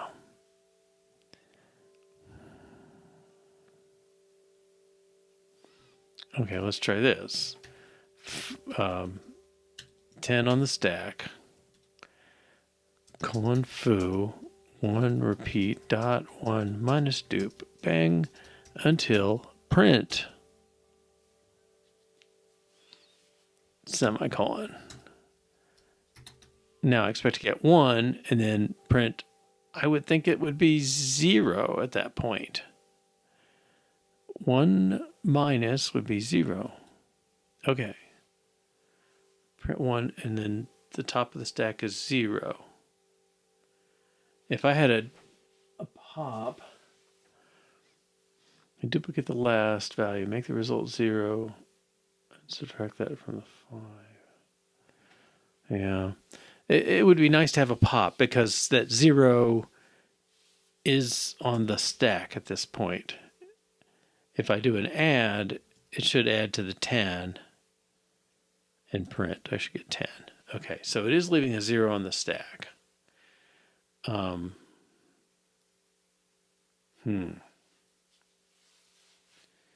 Okay, so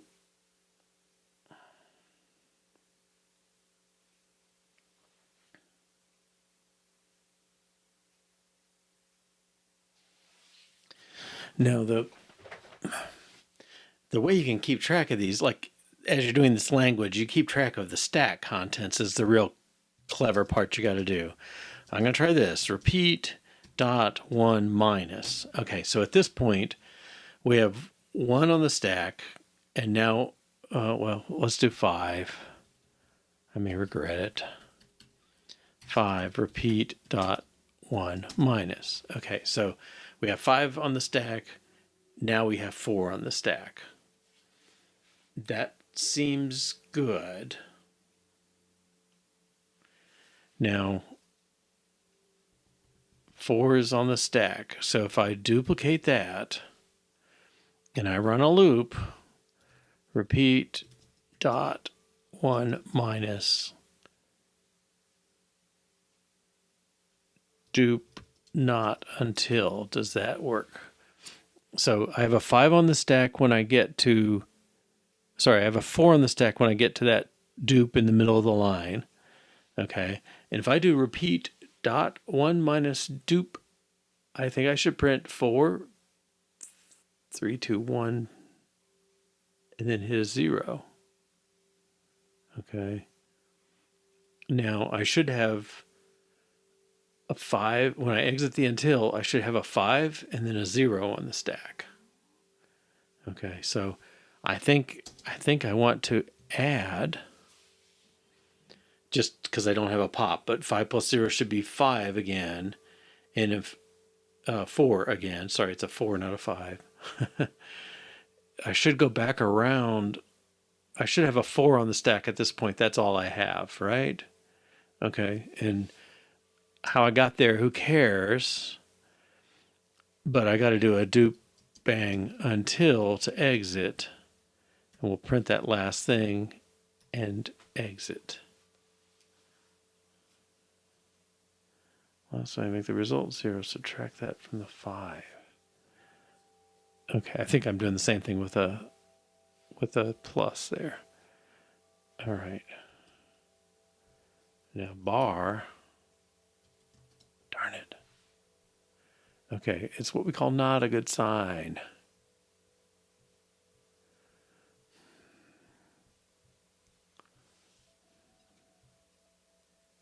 How do those things get negative?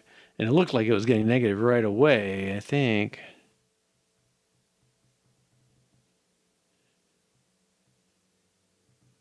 Sixes, four.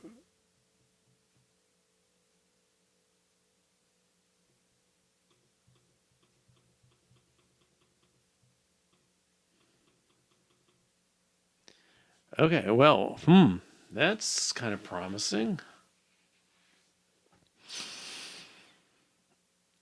In the sense, okay, 5, 4, 3, 2, 1, 4, 3, 2, 1, 3, 2, 1, 2, 1, 1.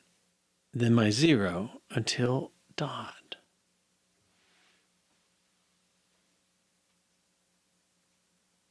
Oh, I didn't. No, I did not.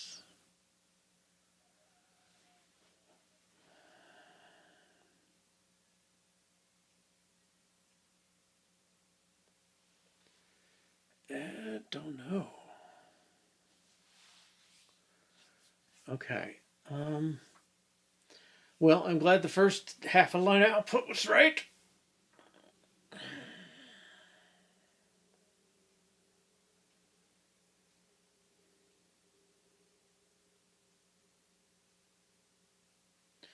But what's weird to me is like that those minus ones, and they're being printed.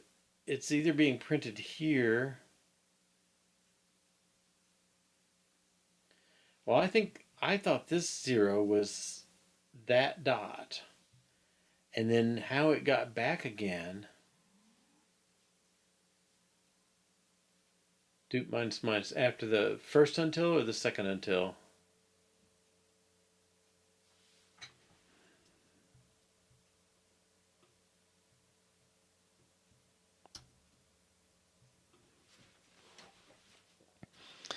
Okay, make ripple after the inner loop. Okay. I don't know if I can find that again. Well, I think we can just do it. Colon foo 5 repeat dot print 5 subtract it. Now normally we would do dupe not until and call it a day. But now we're going to say dupe. Okay, so I got a 4. I'm going to duplicate the 4 and then do a very similar loop. Repeat dot 1 minus. That's going to print the 4. Dupe not until. Okay, so if I ignore the first part of the line, but I somehow got a 4 when I got here, I duplicate the 4. Then it's going to print 4. Subtract 1 is make the stack 3. Duplicate the 3. Bang. Convert it to a 0. It's not a true. Let's jump if false back to this instruction. Print and so on. Okay. And now do dupe minus minus. Okay. So that's the inner loop. Okay. And now, all right, I don't know what I have on the stack now. So here's 5. It goes to 4. Duplicate. Goes to 3, 2, 1, presumably 0. With 0, 0. So duplicate the 0. Subtract, subtract. Gets rid of those 2. And then I want dupe bang until.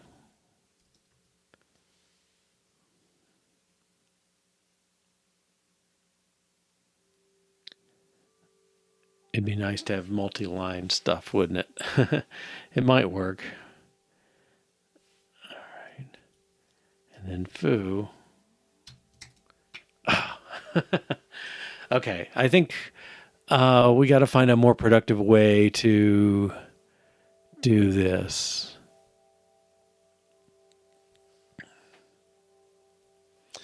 Now we have to let's make a guess. I mean, an informed decision.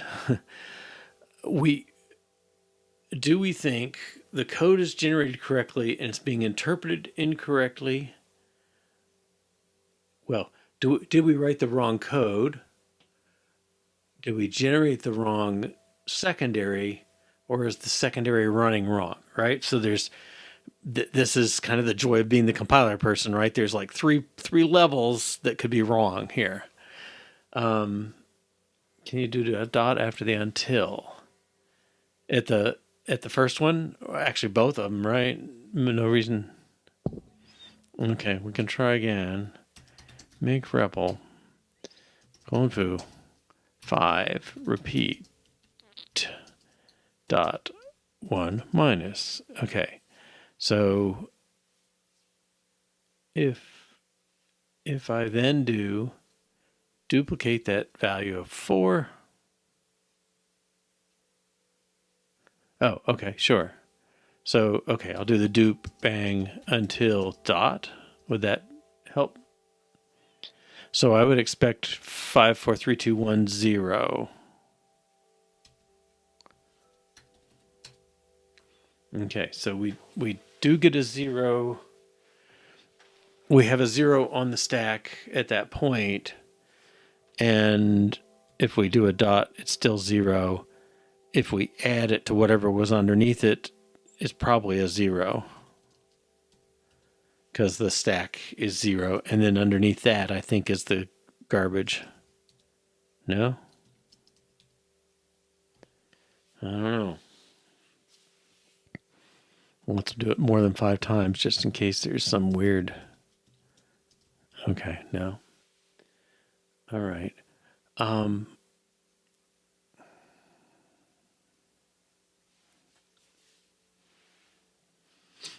So if it were wrong, what would that mean? It means it must be. Well, it could be the jump comparison, right? Like we're comparing that to 0.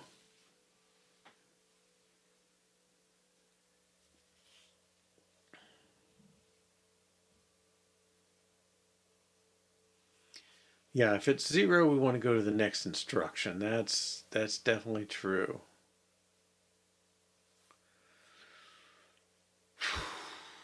If it's not 0, we want to skip past the. We're pointing at the jump. No, when we come in this routine, VPC is pointing to the word after the jump. It's what's supposed to be happening. X20. This is VPC register.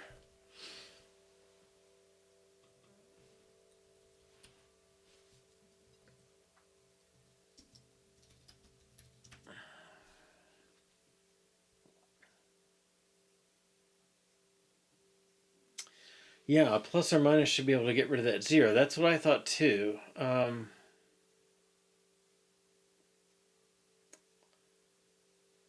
But it's well, okay. I thought that's what we did, but let's try it again. Okay, I'll make it bar just to keep them separate. 5 repeat dot 1 minus. Okay, at that point we got our 5 and we've decremented to 4. Okay, and if I duplicate that, I've got 4, and I want to do repeat dot 1 minus. Okay, now I've got 5 and then 4 and then 3, 2, 1 and so on. So I'll dupe not until. All right, so I believe this loop, by the time you get to the dupe in the middle, you got a 4 on the stack. And then we do our normal repeat decrement delete until, and at this point we should have a 4 on the stack and a 0 on the stack. All right, and like you said, we should, if we did a plus, 4 0 on the stack should become a 4. Okay, but you know what I think's going on? I mean, if we're getting negatives, like somehow we skipped, we did a -1 when we were already 0 for some reason or something like that. Okay, but we're at 4 presumably at this point, regardless of what happened on the inner loop. We should just have a 4 on the stack, and then we want to. Oh man, I forgot my bang. Oh no, I didn't. Okay, we got a 4 on the stack. We want to duplicate bang until. So 4 gets duplicated. Not 4 is 0. 0 is false. So until loops back, which should be to the outer repeat. Now, what if it looped back to the inner repeat? Would we see the bad behavior?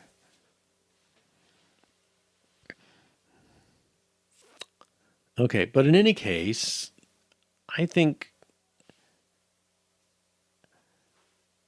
well, let's put a dot here until. Okay, so I feel like this loop should go 4 3 2 1, get to a 0. Bang 0 is true. So until is true. We got a 0 on the stack. Add it. And we should have a 4 on the stack. Duplicate that. Are you done? 4 bang 4 is false. So go back around. So we should see zeros there. And then until. Okay. If you go back to the inner loop, you're going to get negative values. Yeah, that's what I'm wondering, if that has happened somehow. That our control stack is not either our control. Yeah, maybe it's our control stack, maybe it's our code, but something is goofy. Okay. And bar. It's like however fast I hit control C is not fast enough. 20,000. Okay. But you're right. That's the test we're going to do. Okay, so enough trying that. Got a little time yet. Okay, so I'm going to make a new test. And it's going to be nested repeat generates the right code. Okay, so we're not putting the bodies in, which is a little funny, but I'm gonna let that go. But my notion is I'm going to put this inside. Okay, so repeat until. Okay, and so the test area.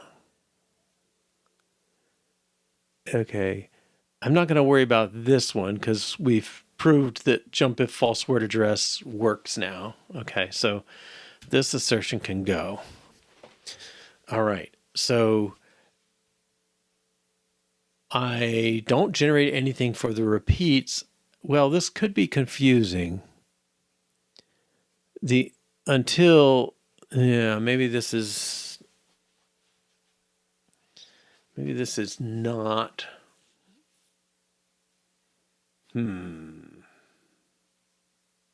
So the thing I'm worried is that I put the label 1 here, label 2 here, and then they're both going to be the same address. So they're both going to go to 0.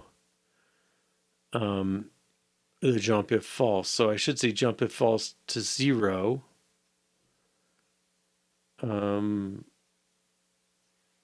Well, X0 here is the secondary area. So yeah, 0 bytes off the secondary area. All right. Well, let's.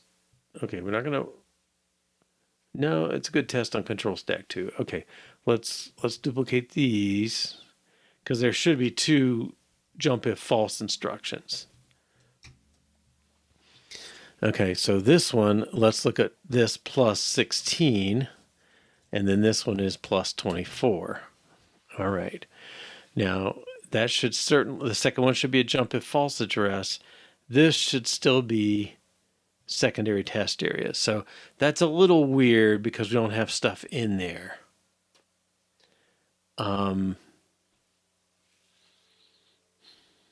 Let's see what the test does, and then we'll see if we want to put stuff in there so we can tell better.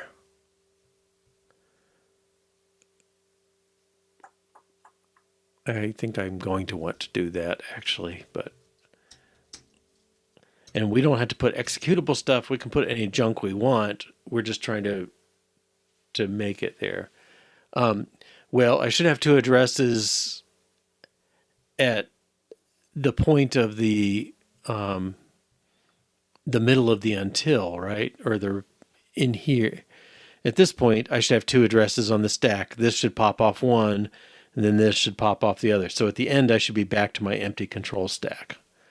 Okay. I don't think we can differentiate enough, but let's see if this test passes as is. Did I call it? I guess I did. All right, here's the compile. Control. Nested repeat generates threat code. So that seems okay. Let's put stuff in there. Okay, so I'm gonna simulate. Yeah, I'm gonna put stuff in there. I'm gonna put store. Oh, I can't just do anything.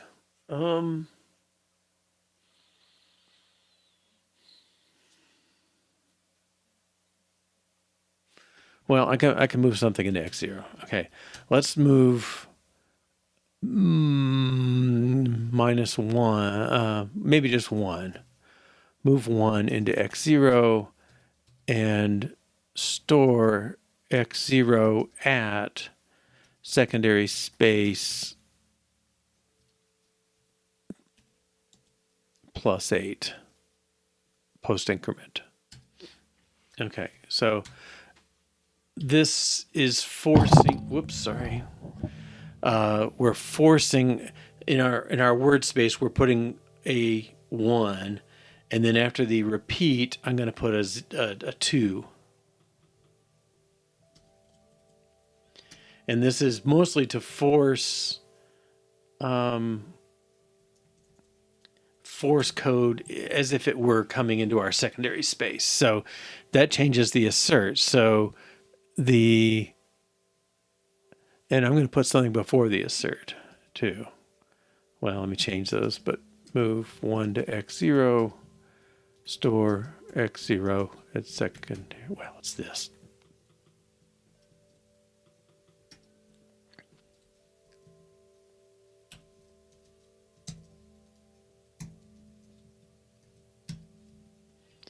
Okay, I'm going to change this to a 2, and put a 3. So these are sort of artificial instructions. Just in the secondary space, they couldn't really execute this, but it just shows us, it'll tell us that there's separation. So the first jump should go here. So if this is the first instruction, secondary test area. Well, I don't even care about that.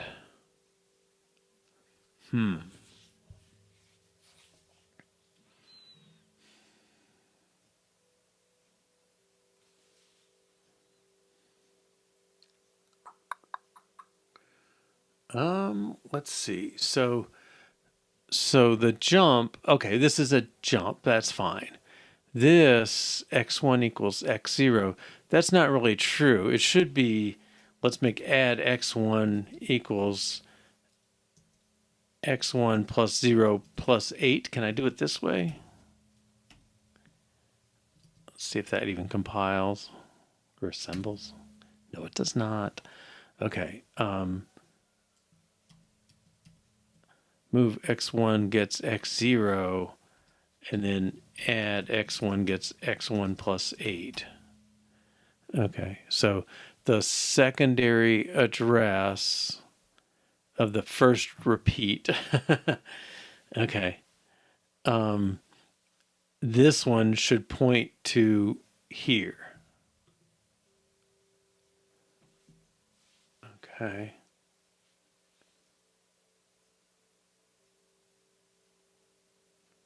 Oh. Is that right? Yeah, I think that's right. So we're loading the address in the second. No. This is plus 8. This is plus 16. Ugh. All right, do I want to assert on these 1, 2, 3s? I don't think I need to. All right.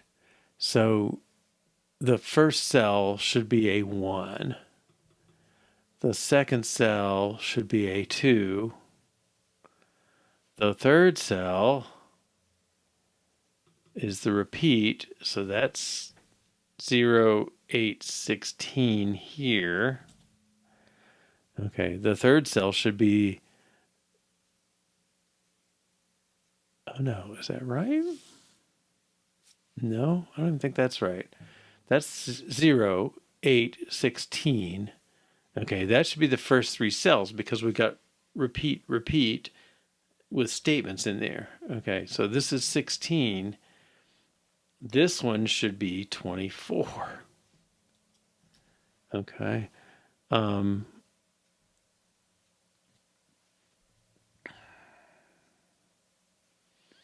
Okay, 24 should be the jump if false, and then 32 should contain a pointer back to 8. So that's 0, that's 8. All right. And then should be followed by 32. The next one should be 40. Should be jump if false word address. But at 48, we should be further along. Let's add x1. Well, this one's not right either. Hang on. This is the inner repeat, right? So the first until should go here. So 0, 8, 16. The second one should be 8 because it's 0, 8 and the repeat started here. Okay, I don't know if I'm... Control stack should be back where it started. That seems true. All right. So let's see. 0 is a 1. Whatever our start is, that plus 0 is a 1, plus 8 is a 2, plus 16 is a 3, plus 24 is a 2, 16. And then the last one should be an 8. Okay. I don't think it's going to pass. I don't know. I guess I got to go the other way around on those. I guess I'm not used to the this equals that kind of mode. Too much time in the other one.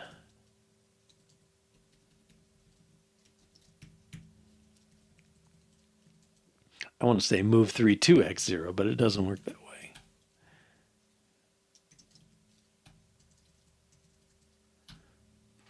Okay. Now I could assert that the secondary space contains those 3 values, but I think we're okay this way. Okay, we'll try again. All right, compile. Okay.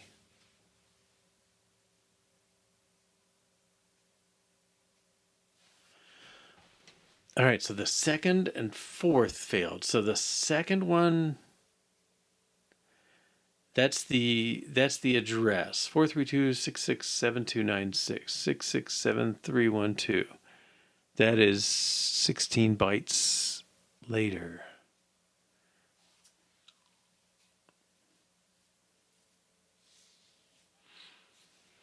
Okay, so I'm suspecting our until.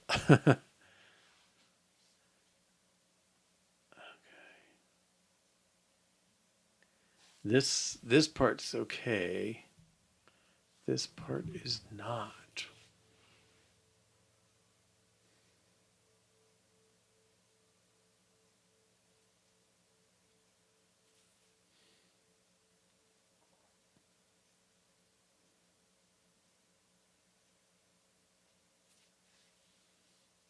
It could be the test values. Absolutely. But it's enough to make me wonder. I mean, well, it tells us it's something about our interaction with the control stack or the second word of the thing. The first word seems to be okay. It's the jump if false word address. All right. So control stack has secondary space. We push secondary space.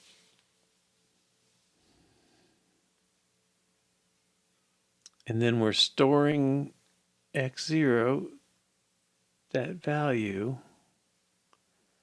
into secondary space and incrementing. So we're incrementing properly. That's good. But it's like, well, yeah, let's look at those test values. Okay. So this is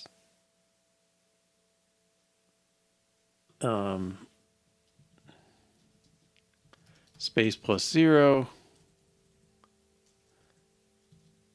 Well, I guess I could say at space plus 8.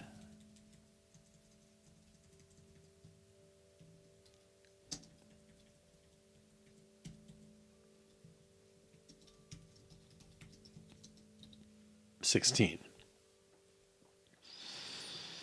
Okay, and then this is 24 and 32. Okay, so this one succeeded. This one does not. Okay, so I would have thought. Okay, load XR plus 32 gives us the contents of the fifth cell. 1, 2, 3, 4, 5 at 218. Okay, so we're getting the contents of the fifth cell. We think that should be the same as the secondary test data area plus 16. Have I done that right? X0 is the secondary test area. We did pre-increment without saving, so, I mean, we offset without saving the increment, 32. All right, so X0 should still point to secondary test area. And we're going to add 16 to it because we expect the inner repeat is going to touch this one. And then this one, that word's right. If that's 40, 48, and this should be 0.8 because that's the inner address of that area. Okay, I think those are okay. This is off by 8, and this one, the other one's off by 16.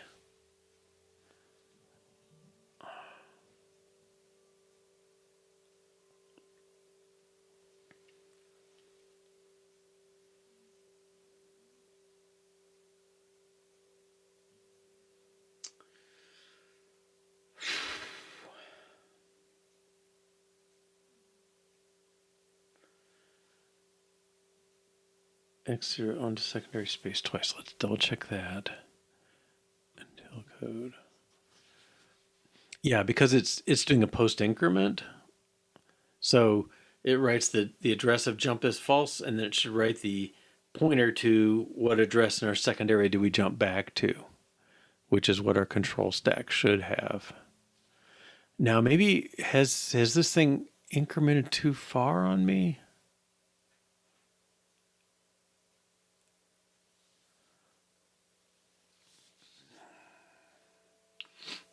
I mean, it seems significant that the first word pushed is off by 8 and the second word pushed is off by 16, right? I mean, that sounds like somebody's off by 8 each time, maybe, or something. Secondary is, sorry, line 74 is writing the current secondary space address. So the next place we're going to generate code to should be the reverse order. No, because it's sort of like the push where you do push and then the constant.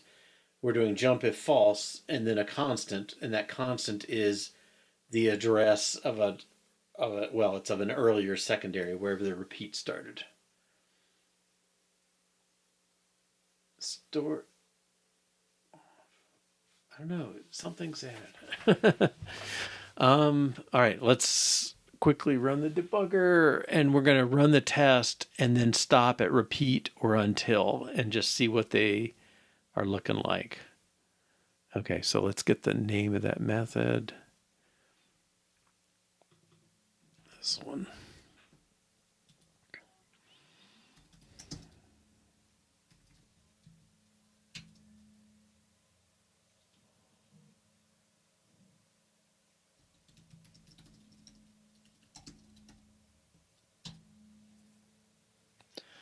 No locations. Okay, what's the deal? Nested repeat until generates very good. Compile test dot out. Let's try control test it out.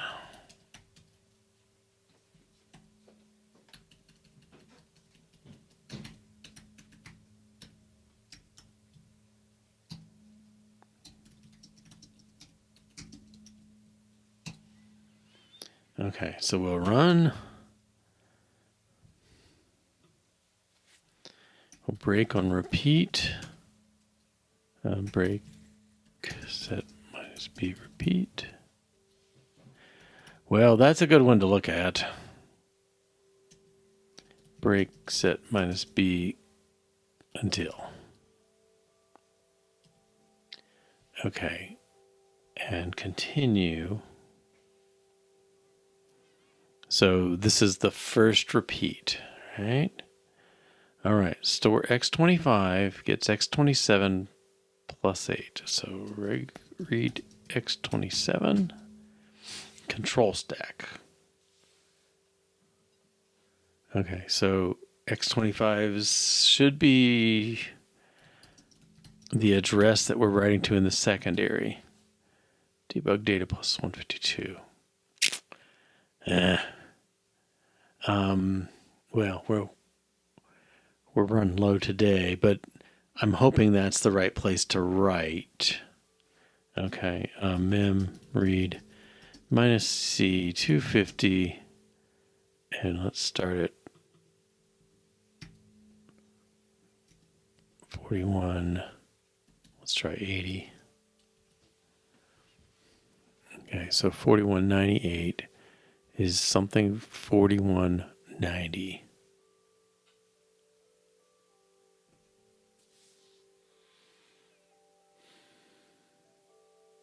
Well, it strikes me that that's very unlikely to be the right address because I think it's, oh no, it's saying 4198 goes to 4190.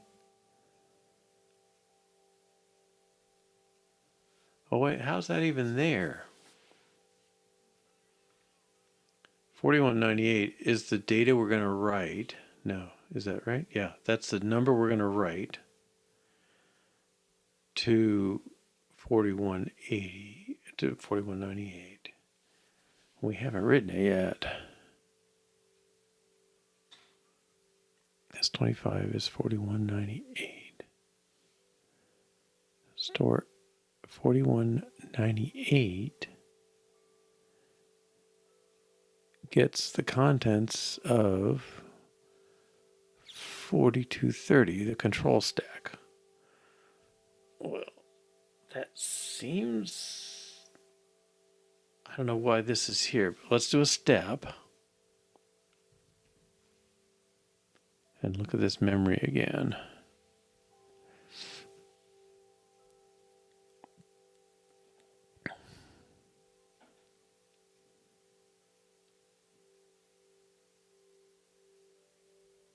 All right, next 25 is our secondary space.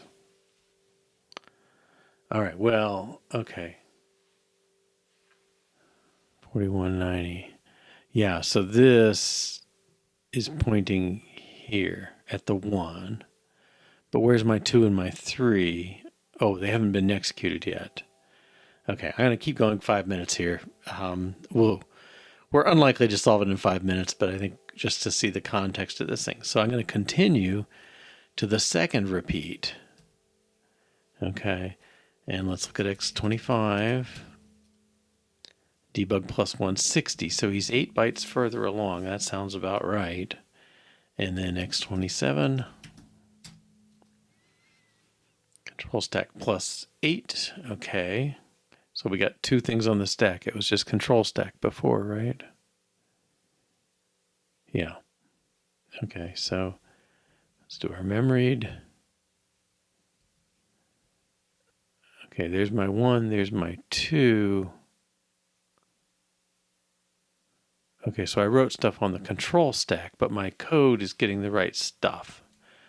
Okay, so if I continue again, well, we expect to see 4198 and 41A0 being referenced.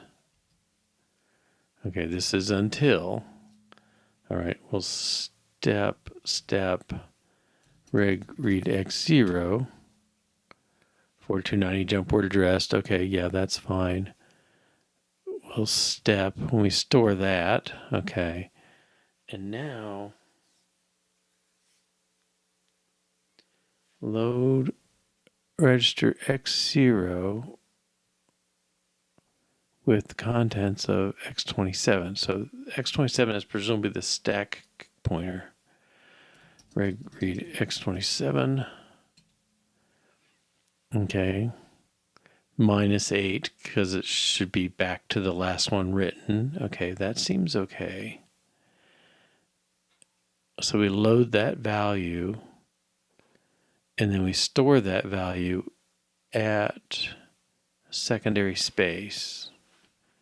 Okay, let's do that. Store. Go back and look at our memory. Okay. So there's our 1, 2, 3. There's presumably this is our jump if false. And then 41A0 is where the inner loop should jump. Okay, that seems correct to me. And then the next loop should jump to 4198. Okay, so reg read, well, no, let's continue. And I'm just going to step a little bit. Step. Store, load, and store, and do our memory read. Okay. So there's 1, 2, 3, D0, 42, 11. Okay, A41, A0 is the 3. D0, 42 is the address. 4198. That looks right, doesn't it? So 4198 is jumping to the outer one. And this one's jumping to the inner one. All right, well, I mean,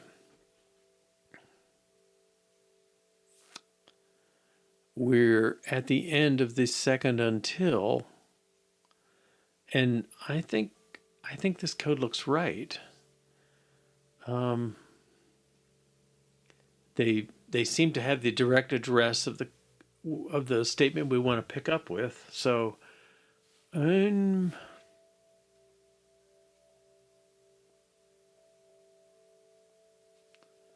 yeah, I don't know.